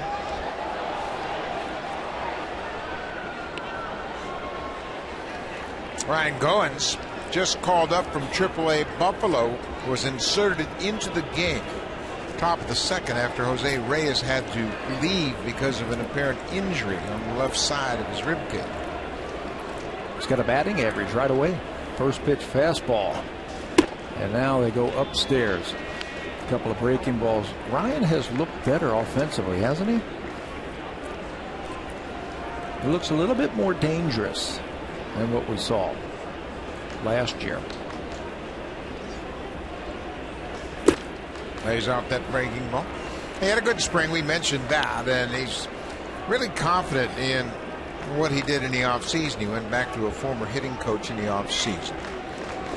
Early before spring training, he would go over in Tampa and hit where Jose Bautista was hitting, and they had a coach over there that worked with him. There he strikes out. That's 8 strikeouts now for Chris Archer. The Blue Jays have put together a 5-4 record, but boy, it's been kind of all or nothing. No middle ground, hitting through 9 games. In their 5 wins, they've hit nearly 300 with 9 home runs. In their 4 losses, hitting $159, and they haven't had a long ball.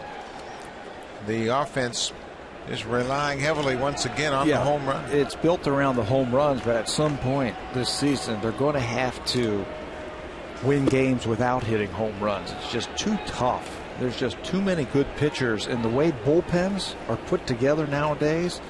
Starter goes 6 innings, they turn over the bullpen. The guys coming out of the pen throw harder than the starters. Chris Archer hasn't lost a thing. You know, one thing that has there's been a theme, Buck, that through this early part of the season in the Blue Jay losses, right-handed hard throwers that they have run into, they haven't had anything against.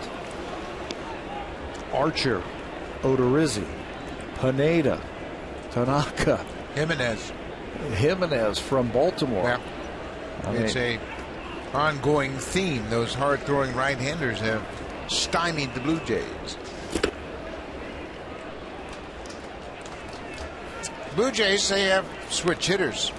Of course, Reyes was in the lineup to start the game. Smokes a switch hitter, as is Dalton Pompey. Their fourth pinch hitter did not start in this game, Yonder Navarro.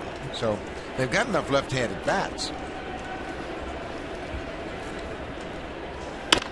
Donaldson bounces it to short. Big hop for Cabrera. 2 down. The championship-winning Honda CRF 450R for those who dare to ride red.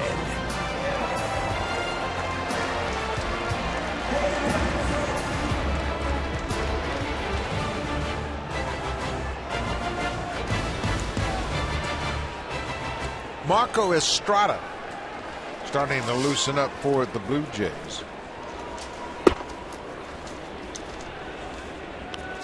We're in the bottom of the 6th. Tampa Bay has a 4-0 lead.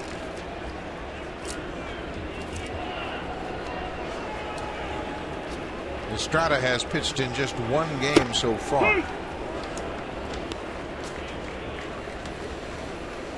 As we mentioned, the Atlanta Braves will be in town starting tomorrow night. It'll be a Friday night game and afternoon games on Saturday and Sunday.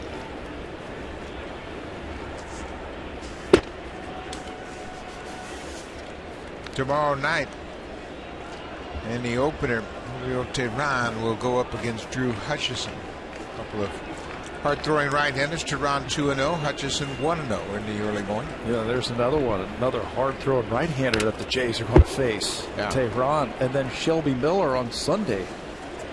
Shelby Miller pitched a 3-hit shutout right here for the Cardinals last year.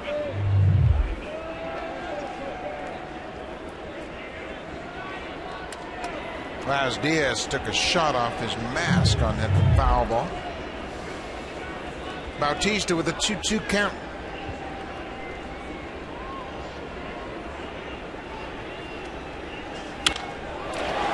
Line drive into center. Kiermaier got a good break and runs it down. Bautista hit it hard, but Archer sets down the Blue Jays 3 up, 3 down. Bottom of the 6th, Marco Estrada will make his 2nd appearance of the season when we come back.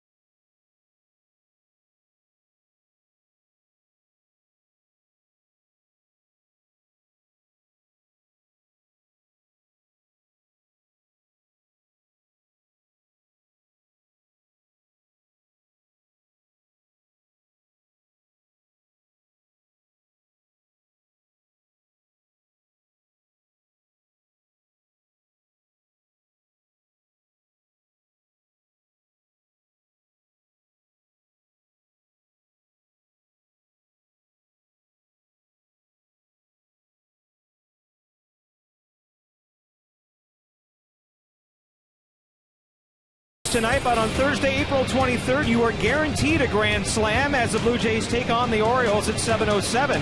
It is the Grand Slam combo, and it includes 1 ticket to the game, a hot dog, nachos, popcorn, peanuts, an apple, and a soft drink. Tickets start at $45. Go to BlueJays.com for more, and boy, does that look good.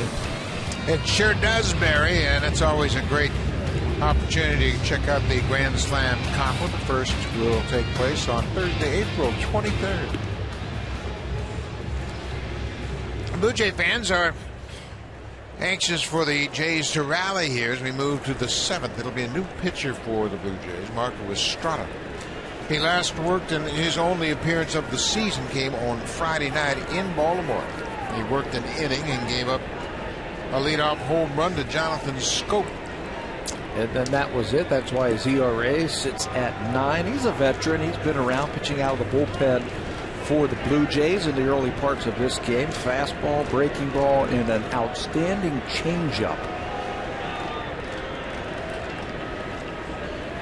This is the number 9 hitter, Rene Rivera. He goes after that first pitch. Fastball smoked the first baseman into foul ground. 1 pitch, 1 out for Estrada.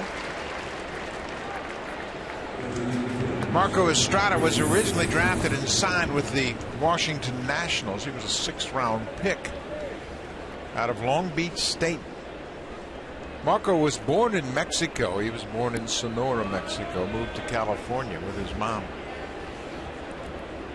Went to high school, junior college, and Long Beach State, all in Southern California. Made 18 starts last year and 21 relief appearances in that bullpen. So he's done a little bit of both. This isn't foreign to him coming out of the bullpen. He's made 71 career starts, so he has faced a little bit of both. There's a changeup. 1-1 count to the leadoff man, David Dejesus. He's had a productive night. Picked up an RBI with a Loup double in the 5th. Had a hard slide to second base on a possible double play ball that led to a run. Ryan Goins backs up behind second and waits on the pop-up. 2 pop-up outs for Estrada.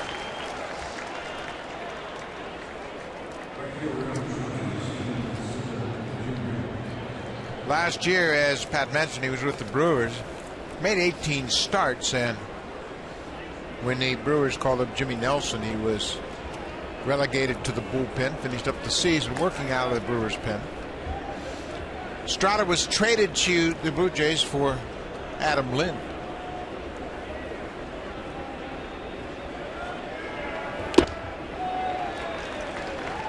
Blue Jays now with the roster move. Todd Redmond was designated for assignment to open up a spot for Ryan Goins. This makes you wonder if the Blue Jays knew that Reyes was dealing with that side injury. Goins has played short and second in AAA Buffalo as they started their season down there. Jose came out of a game the other day after it got out of hand for the Blue Jays and rested it. And Gibby said he was going to get a day off on Saturday. Gibby also said that he likes getting back down to the normal 7 pitchers out of that bullpen. 8's just a little bit too tough. And the one guy who really suffered was Marco Estrada. He was not getting enough work to stay sharp.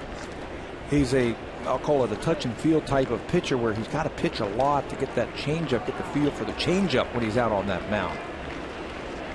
Yeah, he had the feel for that changeup. Good inning for Estrada. 3 up, 3 down with a strikeout of Steven Souza Jr.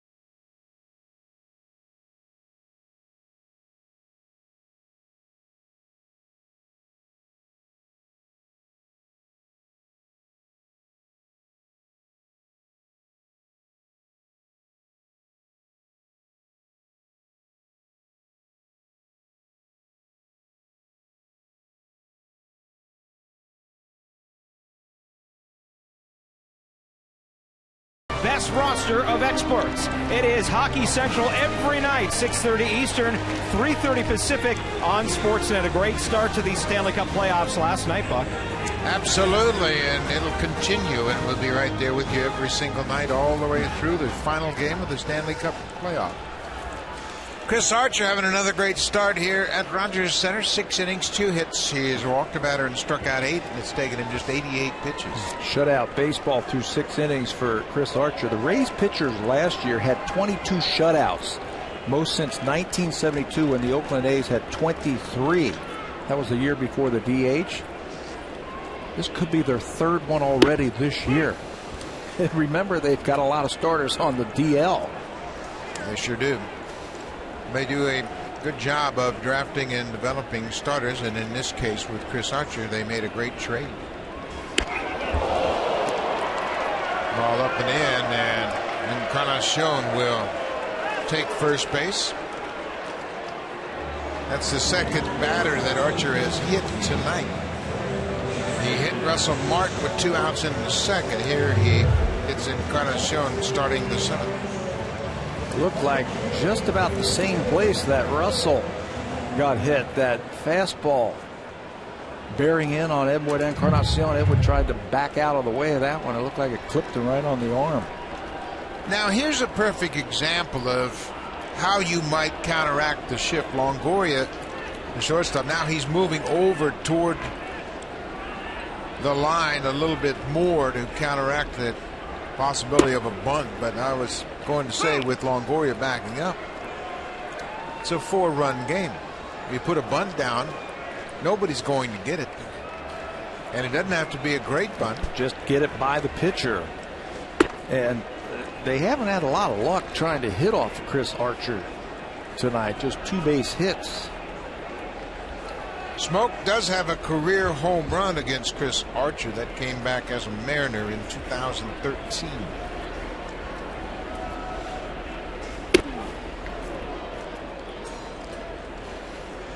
The Blue Jays, as we know, have a potent attack. They had 12 runs on 13 hits last night and hit 3 home runs.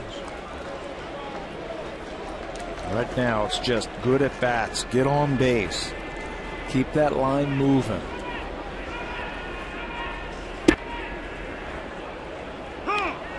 Boy, he just keeps throwing breaking balls to Justin Smoke, and fastball counts. The ability to be unpredictable is a very effective approach, and you have to be able to command 3 pitches. Comes with the slider. I mean, he's not about just overpowering you with that fastball, and he's got a good one. We've seen it as high as 98 tonight. But Archer, like some of the younger Blue Jay pitchers, he wants to be a complete pitcher. And the changeup is a pitch that he is still developing. He's got that in his arsenal right there. That slider is some more of the other same. He broke a couple of bats early in the game with that slider against the right-handers on this double play, but he's hitting his spots with his fastball, his breaking ball. He's mixing in a few changeups now and then, but you can see all these pitches where these are finishing pitches with that wipeout slider. They hit just 188 off of that slider last season against Chris Archer, and he is getting it over the plate, and he's getting it over in fastball counts. That was his 97th pitch, and it was 96 miles an hour. Russell Martin, he's off to a tough start. He got hit by a pitch and struck out tonight. This is not unusual for Russell Martin signing with a new team. When he signed with the Pirates, 2013, his first season, he started out 1 for 23. With the Blue Jays in his first season after that great contract, he is 1 for 24. Pat, you and I have talked about free agents signing with a new ball club, how they, you know, obviously he's settled, his financial security is in good shape, but he still wants to justify the contract. There's kind of a feeling like, hey, thank you very much, I want to make sure I do well for you. And he doesn't have to. he says he doesn't. He says he feels like I'm not pressing. I feel like I'm having good at bats and just doesn't have anything to show for it. See him start to hit the ball to right field. His only hit this season has been to right field. Full count. Chris Archer with 9 strikeouts.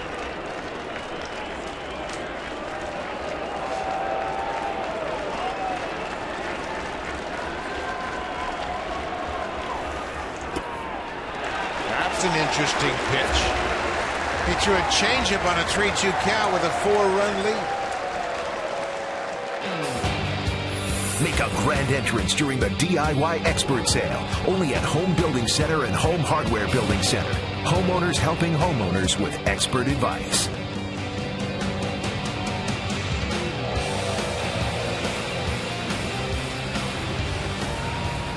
Kevin Jepson, hard-throwing right-hander, starting to loosen up behind Chris Archer as Jim Hickey went to the mound.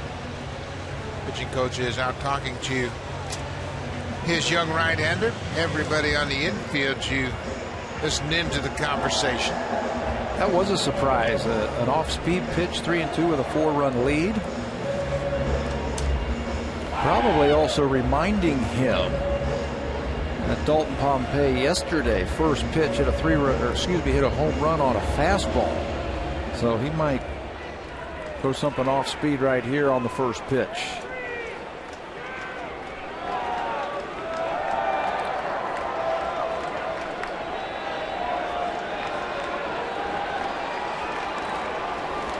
Nine strikeouts tonight for Archer gives him 36 strikeouts in this ballpark. It came at him. He heated him up, didn't he? Dalton Pompey strikeout and a ground out. Archer made a nice play on a comebacker. Bouncing ball over the mound, he swiped at it and then threw to first to retire Pompey. That started the 5th.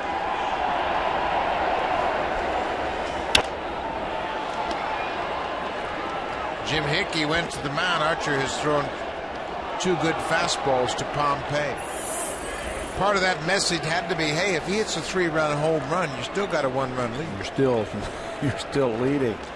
And hey, empty the tank right here. Finish it off. If you lose him, we can go to the pen.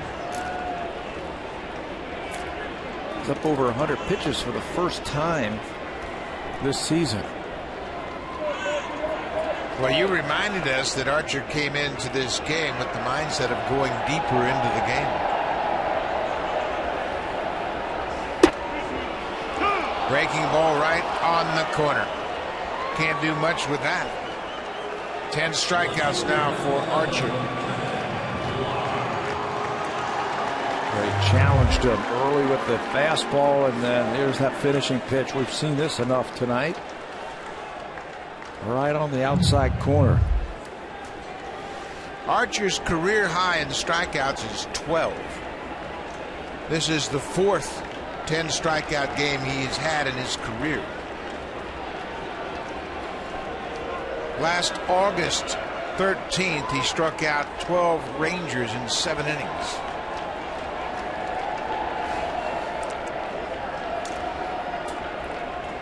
Kevin Pillar goes after the first pitch, but hooks it foul into the seats. Pillar has struck out twice.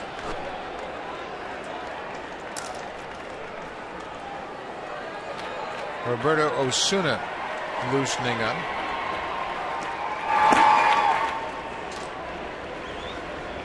Just in case the Blue Jays get close. 3-run home run. I bet you he's in the game.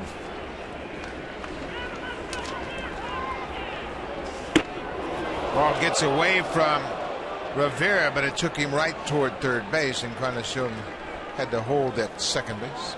Edwin was hit by a pitch. That's how he started the inning. Then after the strikeout, Russell Martin was walked.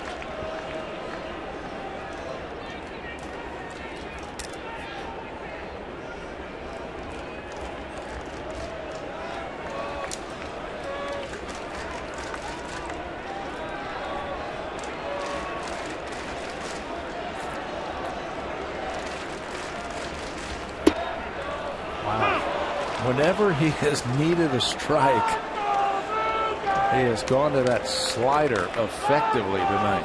Well, and it's difficult on the hitters because when you throw 97, 98, they've got to be aware of starting back.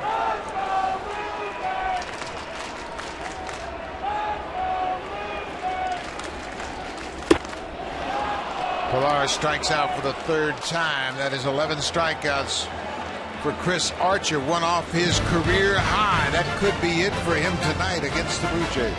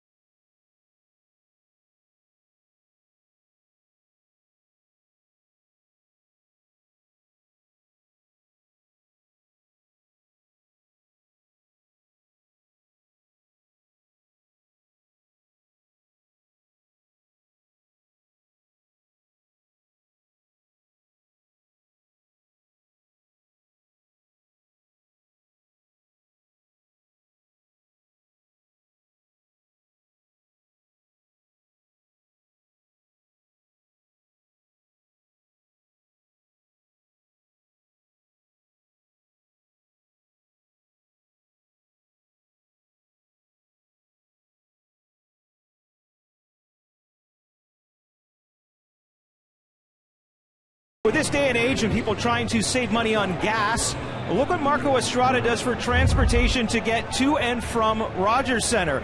He says it's only about a 5-minute ride. He doesn't get recognized by anybody and just enjoys going for a ride. He did it in Milwaukee all the time and figured why not keep doing it here in Toronto. The question is, how did he know where he was going as far as getting back to his apartment, because he's not spent a lot of time here in Toronto. Barry, that is a very resourceful Marco Estrada. And, you know, around here, traffic is kind of a problem, so he can go in and out of cars. He's going to get recognized now. Oh, yeah. Thanks to Barry. Yeah, Barry did that. Good job, Barry. Barry's got him on the alert list now. Interesting. Estrada with a good inning of work in the 7th, 3 up, 3 down.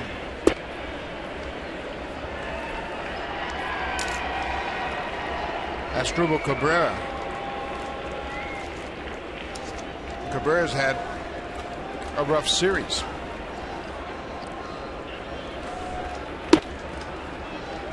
Right on the corner. Cabrera's 0 for 3 tonight. He is 0 for 16 in the series. Ooh. That's a rough series. That is a rough series.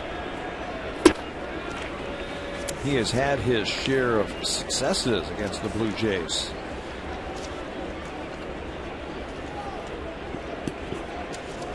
He's hit 5 home runs in his career against the Jays.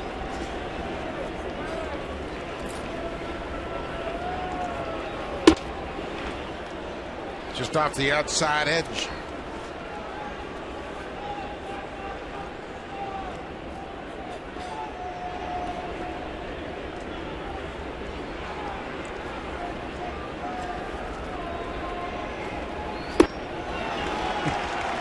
He'll throw that changeup anytime. That's his bread and butter pitch. And if he throws enough fastballs, that's when it really becomes effective. Evan Longoria will bat next. Yeah, if he throws enough fastballs for strikes, that it'll be effective. He'll throw it in fastball counts, and that's when it's really effective. Here comes another one. Bounce to Smoke. What a nice play. That's Smoke. Makes Cabrera 0 for 17 now. The championship-winning Honda CRF 450R for those who dare to ride red.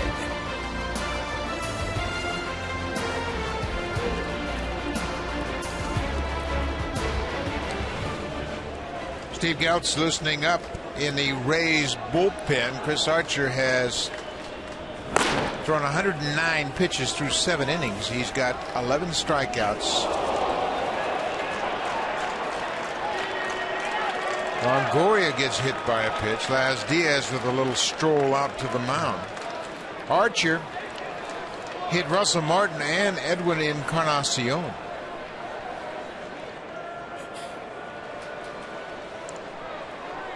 Archer, top step of the dugout. Archer hit Russell Martin with 2 outs in the 2nd. Then he hit Encarnacion leading off the 7th. One more look at it. Fastball. And it got Evan right in the backside. Boy, hit him right on the hip. And he's going to come out of the game.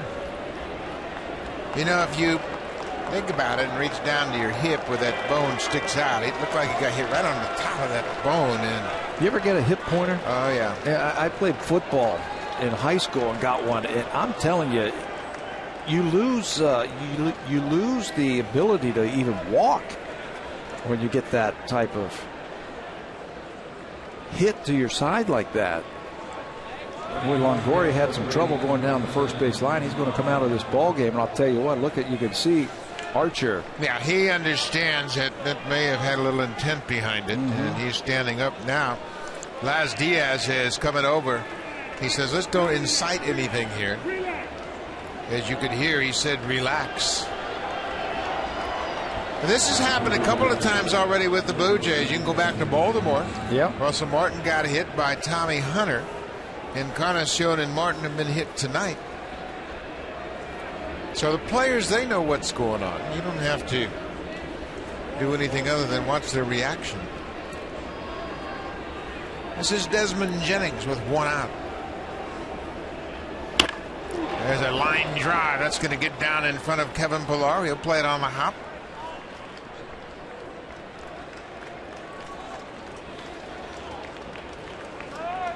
Mikey Matuk took over as a pinch runner at first. He advances to second base on the Jennings base hit. That's first hit for Jennings tonight.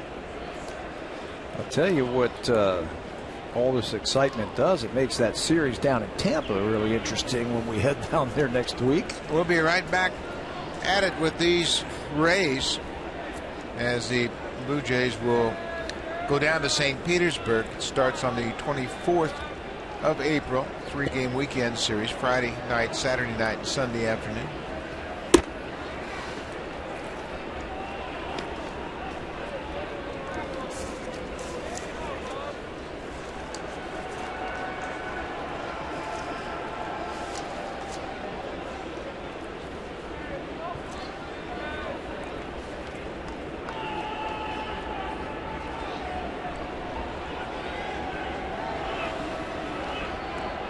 Pickoff goes into center as Travis tried to sneak in behind Matuk.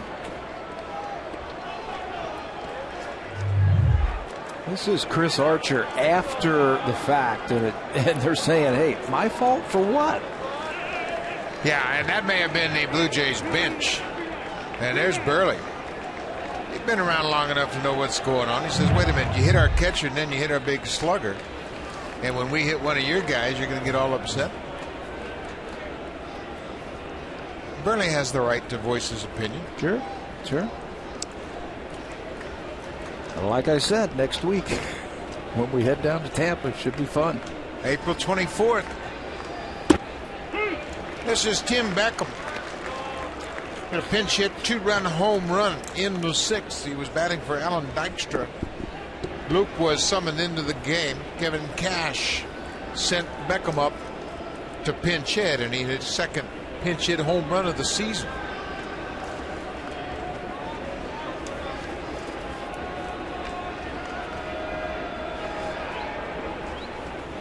Evan Travis calling for the ball at second, but Estrada just stepped off. We're in the 8th. Tampa Bay has a 4-0 lead. Blue Jays have been shut out on just 2 hits after scoring 12 runs on 13 hits last night.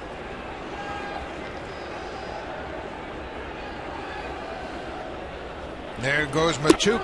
Throw to third base is a good one. Trying to steal third once again, and Josh Donaldson hung in there and took the brunt of that hard slide. Russell Martin guns down the pinch runner, Mikey Matuk. Fourth base runner that Russell has gunned down, and you knew that they were going to try something. The way they were dancing off the bases. There's Josh Donaldson. He takes that, he catches the throw, drops his knee down, and Matuk slides right into him and knocks him back. You have nothing to lose, I think, right there. If you're the Tampa Bay Rays, you've got some speed on the bases. You get the double steal. He gets thrown out, but Jennings is still in scoring position.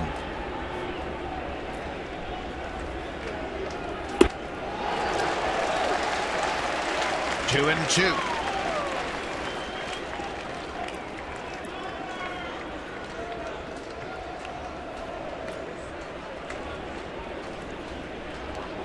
Steve Jeltz is loosening up. He'll come into the game. For the Blue Jays, it'll be 9-1-2.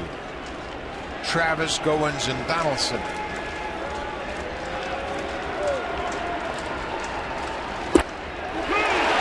Fastball, called third strike. We'll go to the bottom of the eighth. Chris Archer is out of the game. The Rays lead 4-0. Now it's time for a Blue Jays Central update. Here's Jamie Campbell and Greg Zorn.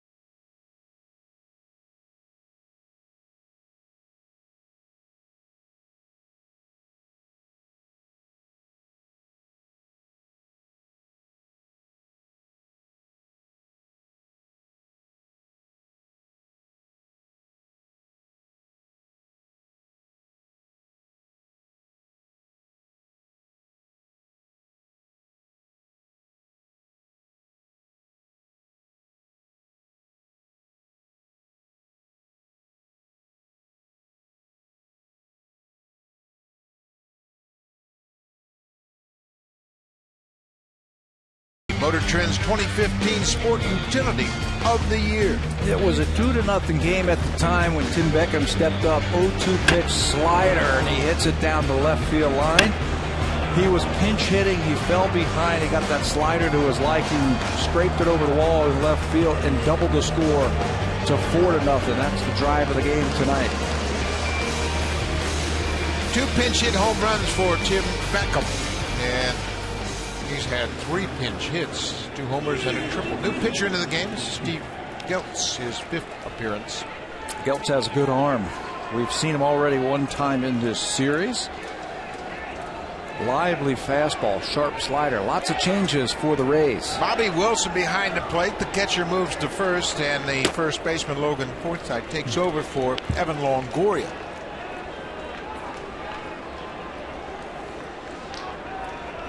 Longoria hit by a pitch and left the game.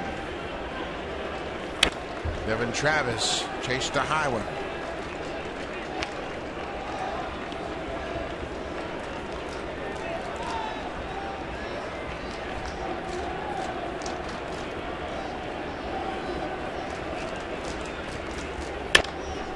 That'll get it started. Leadoff single for Travis. You just wonder if the Rays have rattled the Blue Jays' cage. Let's hope so. Just the second time tonight that the leadoff batter has gotten on. Just the third hit for the Jays. Slider down and away, and Devin has shown good plate coverage with that single to right field. We talked about Jose Bautista's advice to the young players. Just get on base. Turn the lineup over. We've got enough thunder at top of the order. Ryan Goins came into the ball game in the second as a defensive replacement for Jose Reyes. Reyes left the game with an injury. Goins singled in the third on the first pitch he's seen in the majors this year, and then struck out in the sixth. You know that guy right there wants to get up with runners on base. Just give me a shot.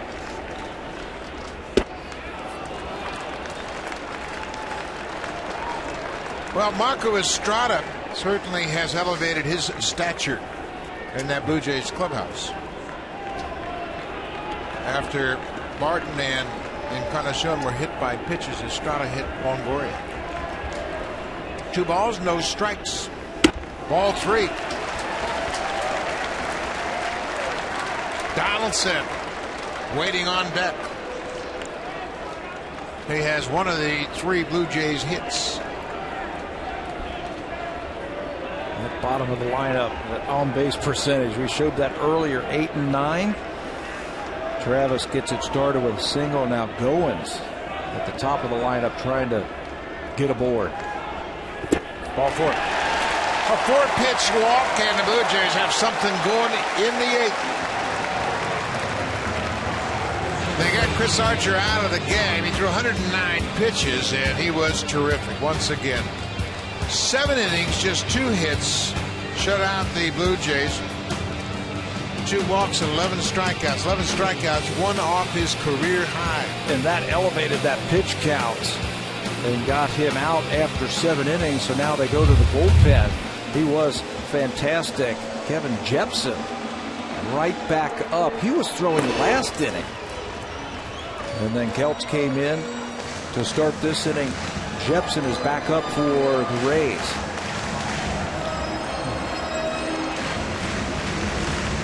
Jim Hickey with a message to his pitcher. Let's go back to the dugout now. Travis with the leadoff single. Goins with the walk. First and second, nobody out. And now the meat of the order.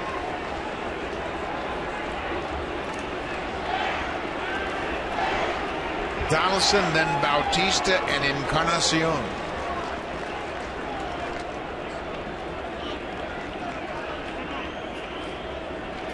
Here's that right side. Donaldson got it started in last night's game with a single to right field.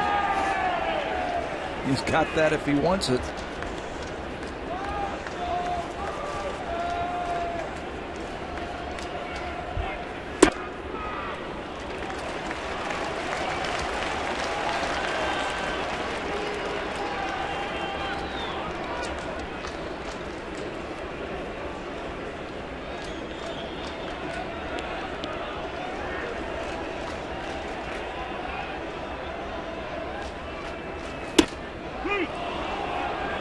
Corner.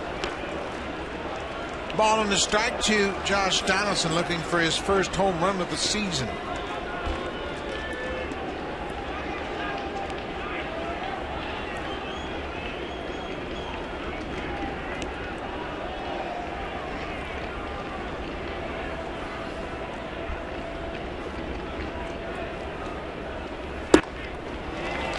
Good eye.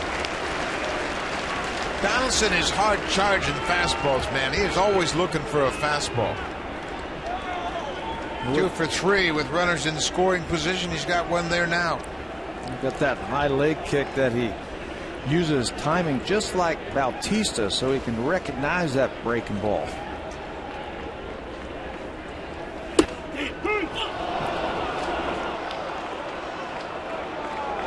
Thought that might have been low. Now he's got to regroup. 2-2.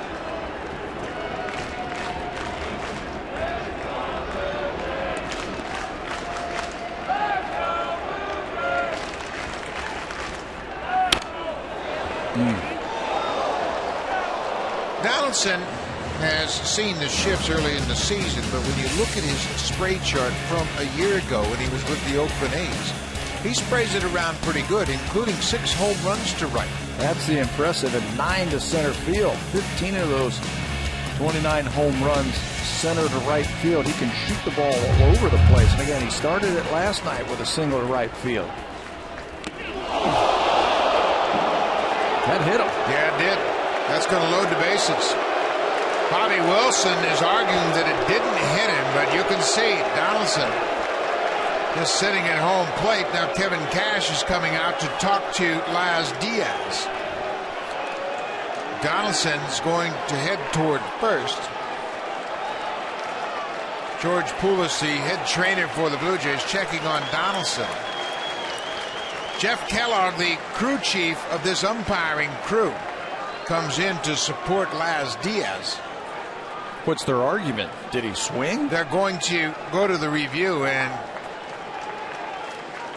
they're going to check on whether or not that pitch hit him.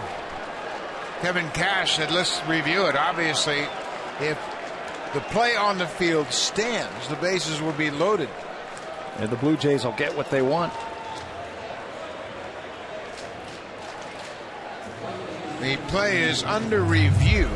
Take a look at it.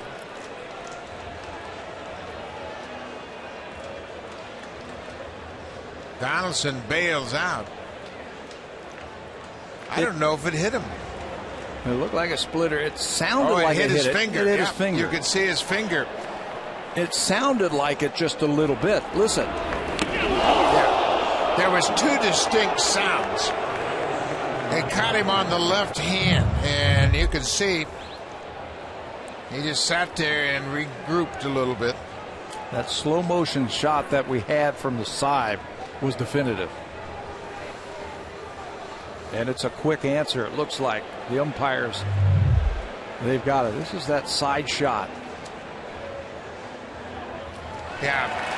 Jeff Kellogg, the crew chief, just tells Donaldson to stay put, and now Kevin Cash says you can't argue, and he's thrown out of the game. He can't argue that because you go to the review and he got tossed. Laz Diaz warned him, you can't come out here. I hope he wasn't pointing up to the center field camera and saying, we saw it from the center field camera and he didn't get hit. That close-up showed he got hit on that left index finger.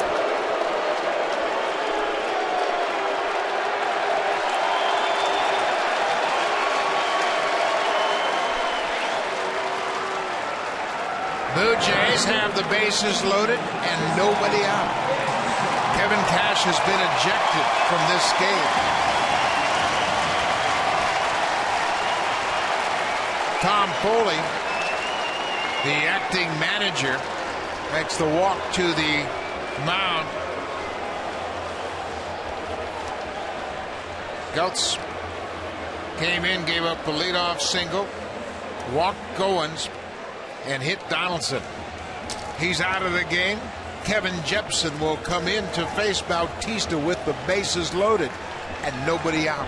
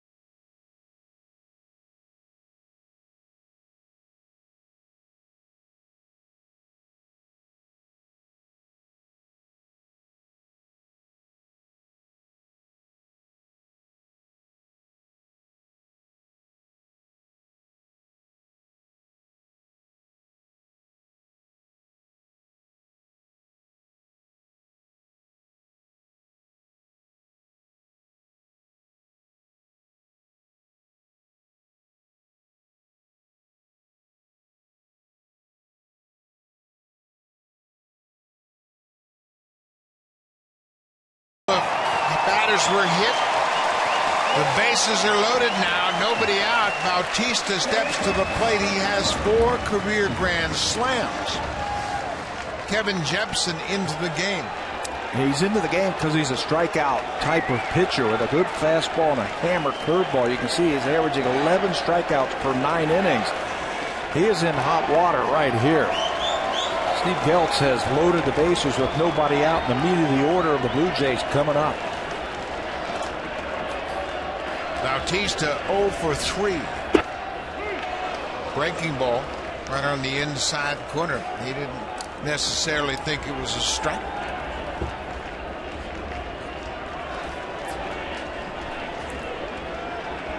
Blue Jays with just 3 hits.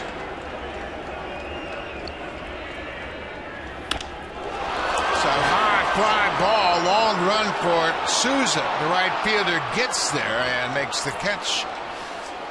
He'll throw the ball into home plate. Everybody holds their ground. The bases will remain loaded. Jepsen's got a good fastball. That one got up and in to Jose, and he just couldn't get the barrel through and get it to left field. You can see upset with himself as he pops out. Encarnacion with 1 out. He was hit by a pitch in the 7th by Chris Archer. Edwin has 6 career grand slams.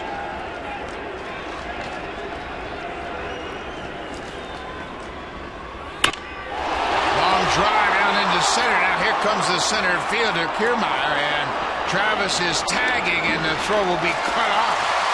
Encarnacion drives in Warner with the sacrifice fly. Well, the outfield was deep for the Rays. No doubles. The tying run is at the plate in Edwin Encarnacion, so they were playing deep. Nothing over their head, so that was a long run by Kiermaier to come in. But it's just 1.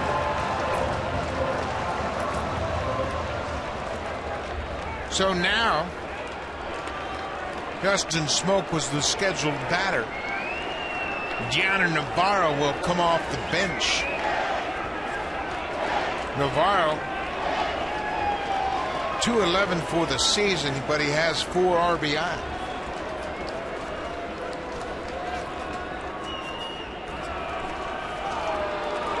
Still the tying run at the plate. They are playing no doubles. Kevin Kiermaier in center field. Look at it. He's just a couple of steps away from the warning track. So the base runners should pick up on that and think about an extra base. First pitch strike from Jepsen. Single to center field. Goins scores easily. Donaldson should make it to third base easily. Well, the reason you play no doubles here is Navarro represents the tying run. You don't want him to get to second base.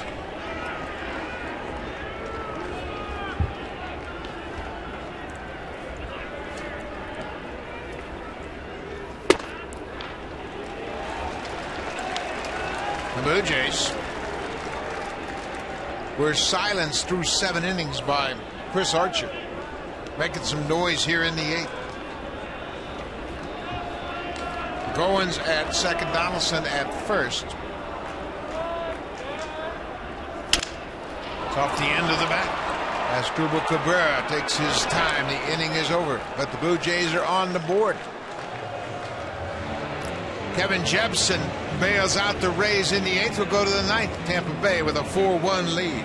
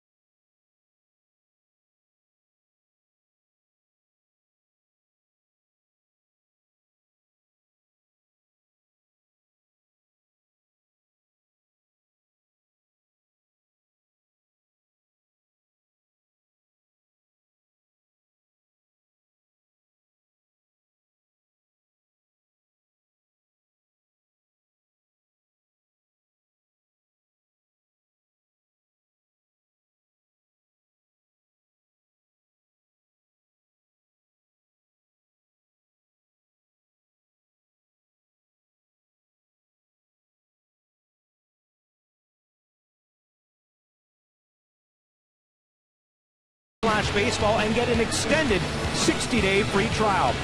Meantime, the Stanley Cup playoffs are underway, and right now on Sportsnet 360, it is Game 1 between Minnesota and the St. Louis Blues. Buck?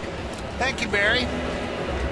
We are in the 9th inning. This is the final game of this 4-game series against Tampa Bay. Danny Valencia takes over defensively at first base.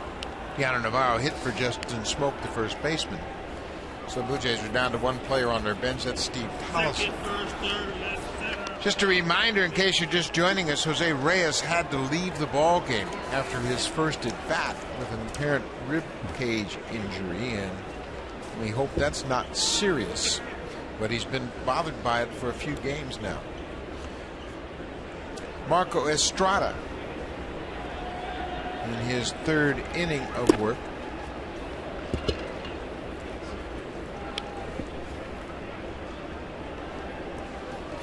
Tampa Bay leads it 4-1. They scored 4 runs on 7 hits. This is Logan Forsythe.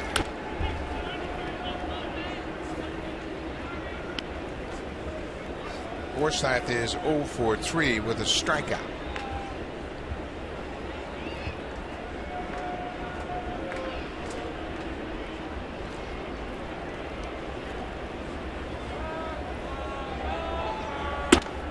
Breaking ball upstairs, 2-1. Aaron Sanchez started. He went 5 1/3. He's charged with 3 earned runs on 5 hits, walked 3 and struck out 4. Estrada took over in the 7th after Loup pitched 2/3 of an inning.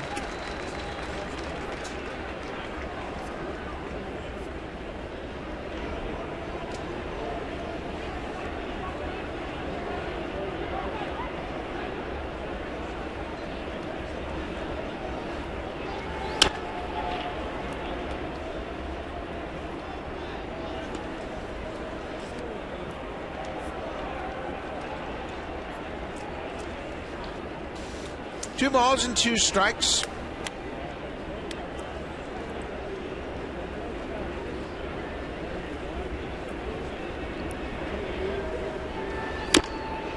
They were talking about Estrada the other day, and they've wanted to stretch him out just a little bit because he's been the guy only have 1 appearance until tonight.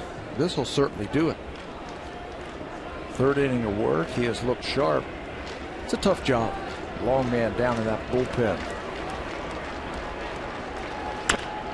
It's tough because you don't have any regular work, and you really aren't rooting for a lot of work because that means your starter got knocked out early. It is a tough job, but Buck has been around long enough to understand how to stay ready. Yeah, you can't during batting practice go out and throw a bullpen to get your work in because they might need you that night. And a long fly ball to the alley in left field. Pilar's not going to get it. It bounces up against the wall. Forsythe is thinking about 3, but he'll shut it down at second with a leadoff double. Forsythe's 3rd double of the season. Starts the top half of the 9th. He's been very aggressive this whole series. Aggressive one more time. The good start. Reyes trying to get that run back that they gave up in the bottom of the inning.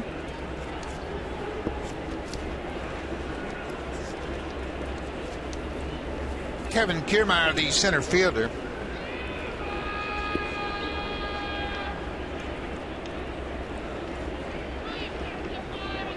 Kiermaier was called out on strikes to end the 6th. And Loup struck him out. Last batter Loup faced. Kiermaier got it all started with a leadoff single in the 3rd inning. He scored the 1st and 2nd Rays runs.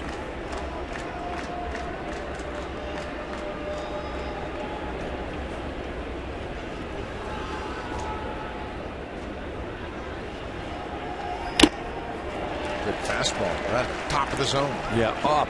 You can see it's up. He's trying to pull that ball to the right side. Fastball up there. See where that number 2 is? He might just pop that ball up. That's what they were looking for right there. Pop it up so that runner can advance. He does. It was a changeup he popped up. Goins, the shortstop, makes the catch. First out of the inning.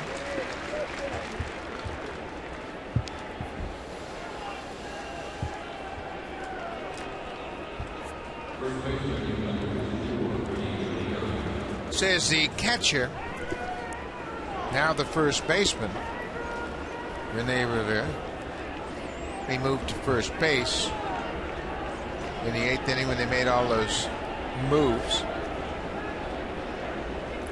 Anymore, you have to have type of players who are super subs that can play all over the diamond. Lots of moving parts. And the Rays have done that tonight after Evan Longoria left the game. Well, it's become necessary because everybody's carrying 7 and 8 relievers. Years ago, when teams had 4-man starting rotations, they'd carry 5 relief pitchers, a 9-man pitching staff. That was quite common. Different game today. 4 starters and 5 relievers. Those days are long gone now. No chance. Well, the starting pitchers had the mindset that when they start, they only get to start once every 4 days, so they were going to make sure they pitched a long time. Rivera with a 2-0 count.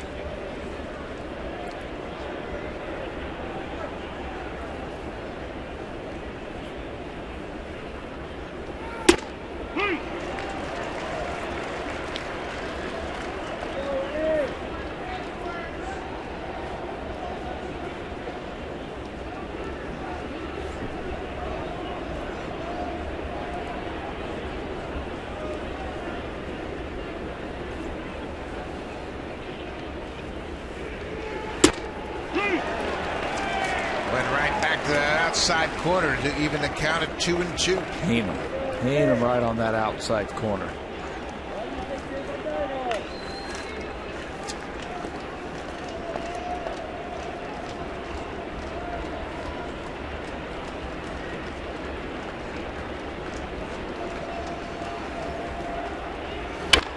Off the end of the bat, Travis makes a good throw to throw out Rivera. On the play, Forsythe moves to third base.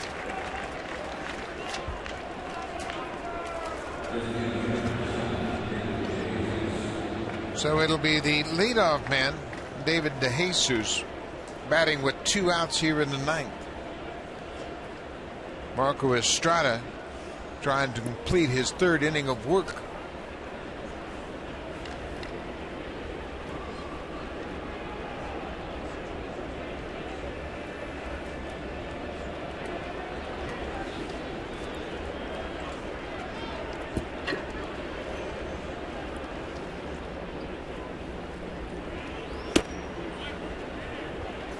Curveball for a strike. The Rays were trying to move David Dejesus in the offseason, up where he's starting to make a little money, and they're very conservative. Obviously, can't afford a lot of big contracts. So, talking about moving him now, he's off to a great start. He's off to a great start. Their outfield is set after they got Souza in that trade, and determined that Kiermaier was going to be their center fielder. Jennings going over left. No room right now for Dejesus. No, but he's hitting .412. Yeah, he's hitting .412. He's DHing, hitting against right-handed. He's a good player, and there's going to be teams, if they want to move him, I'm sure, wouldn't mind having him on their team.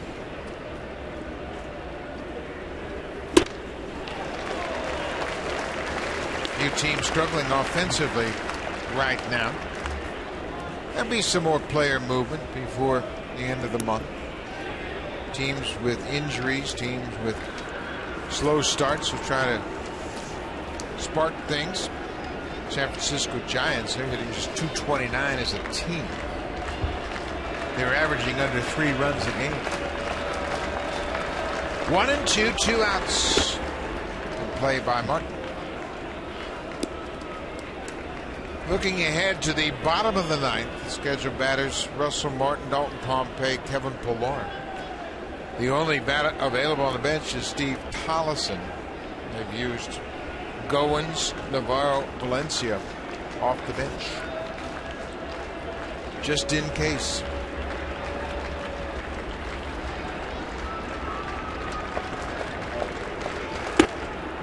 Full count.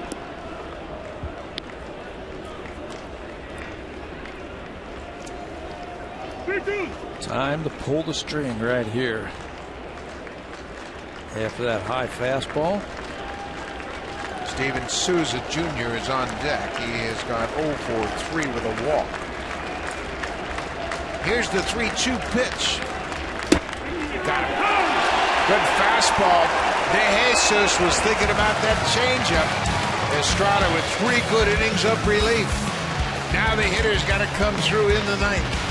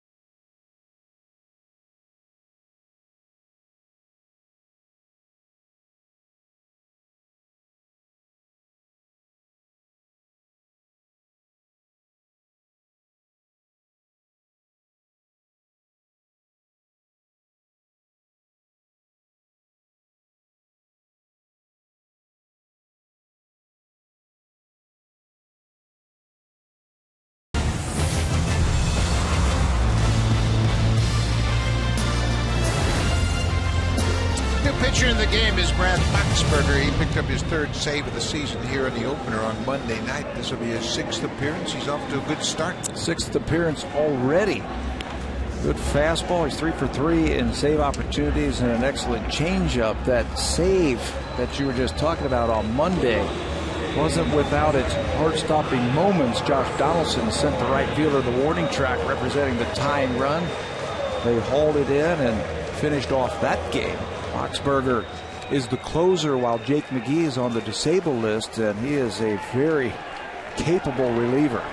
Only Jason Grilli and Joaquin Soria have more saves than Boxberger. They have 4 to each lead there respectively. Grilli will be here tomorrow night with the Braves. He's got 4 saves, and Soria with the Tigers has 4. Russell Martin looking to get things going here in the ninth. Blue Jays scored their run in the 8th inning on the benefit of just 1 hit. They had a walk, a hit batter, sacrifice fly. Devin Travis scored the run. He led it off with the single. 3-0. Hey, you never know.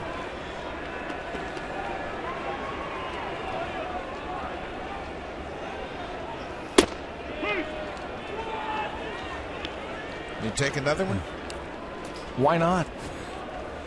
Take 2. He's next. Got to get on base, and you got to make this guy throw pitches. If he's going to do you a favor and get behind 3-0. Take another changeup. 3-1 changeup.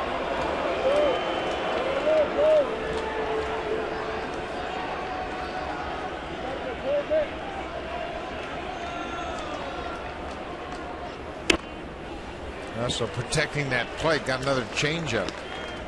He's got a good one. He had an outstanding season last year, mostly as a setup guy. Big strikeouts per 9 innings.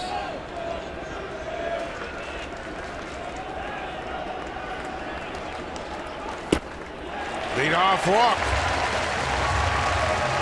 Man aboard, nobody out. Now for a preview of what's coming up next on Sportsnet Central. Here's Ken Reed in the Malka Osborne.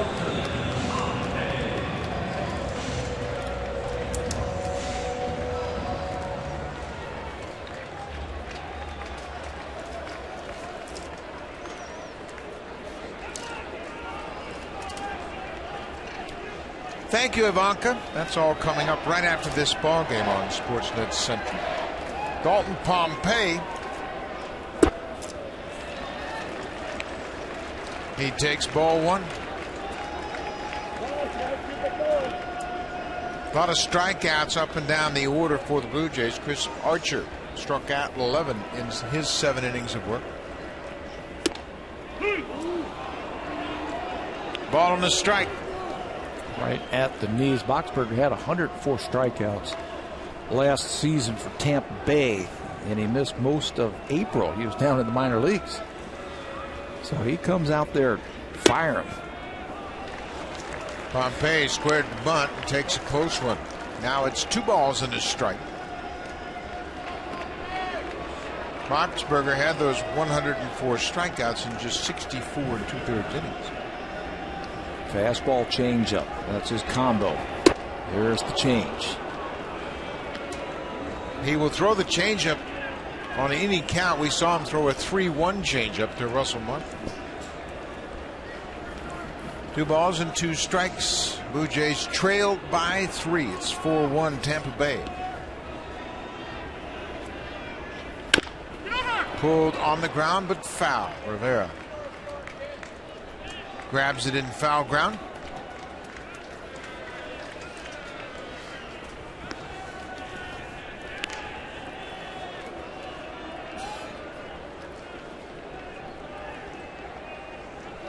Pompey batting in the 7th spot. Kevin Pillar is on deck.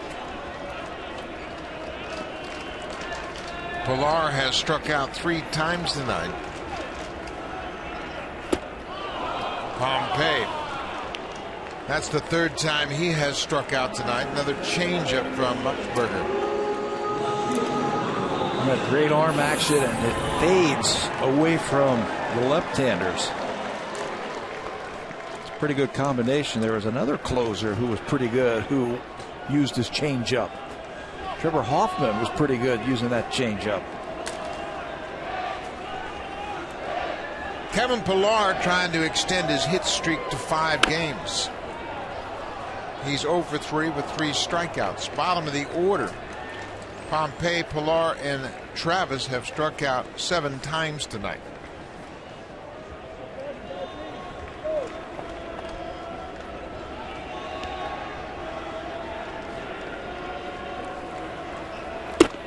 There goes Russell Martin. He moves into second. No stolen base. The defense didn't budge as Martin broke.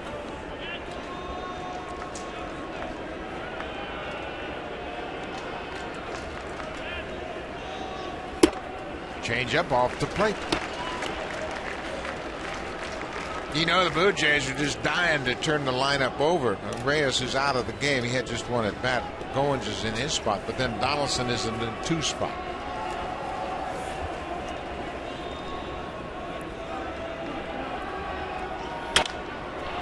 And that's why covers that outside pitch. And that's why he's there. You know, you turn it over late in the game, you get that extra at bat in the 1st or 2nd hole.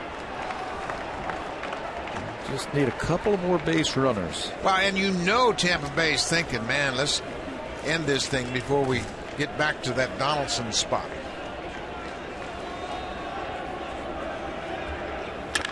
Pillar hits it hard, but Kiermaier was deep in center. Martin will tag and move up.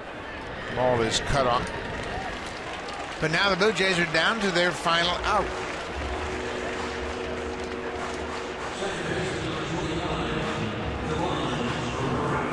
Devin Travis singled to start the 8th. He scored the Blue Jays run.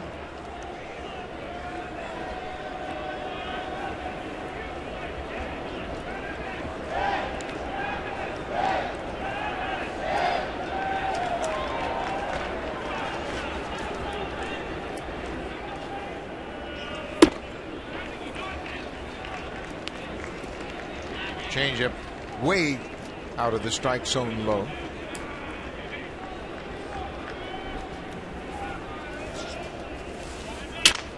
Another changeup that broke his bat. Hit it off the end of the bat. He'll need some new lumber. When he throws so hard.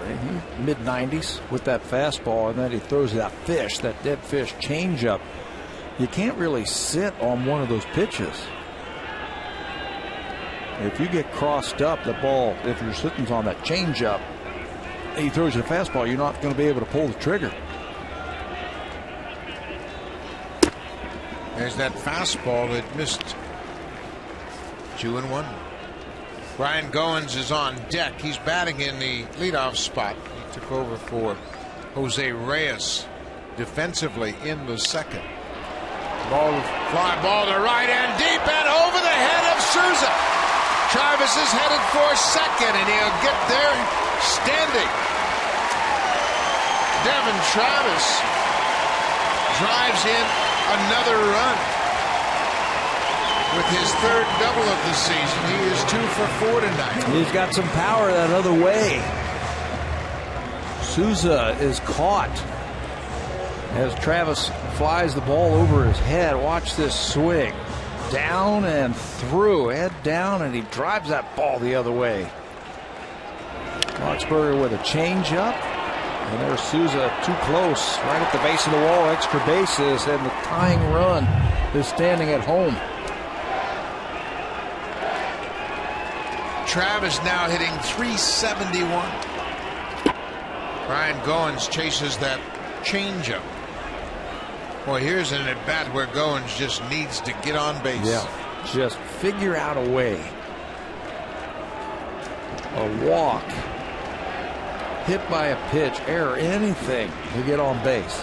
Donaldson would be next. This should end it.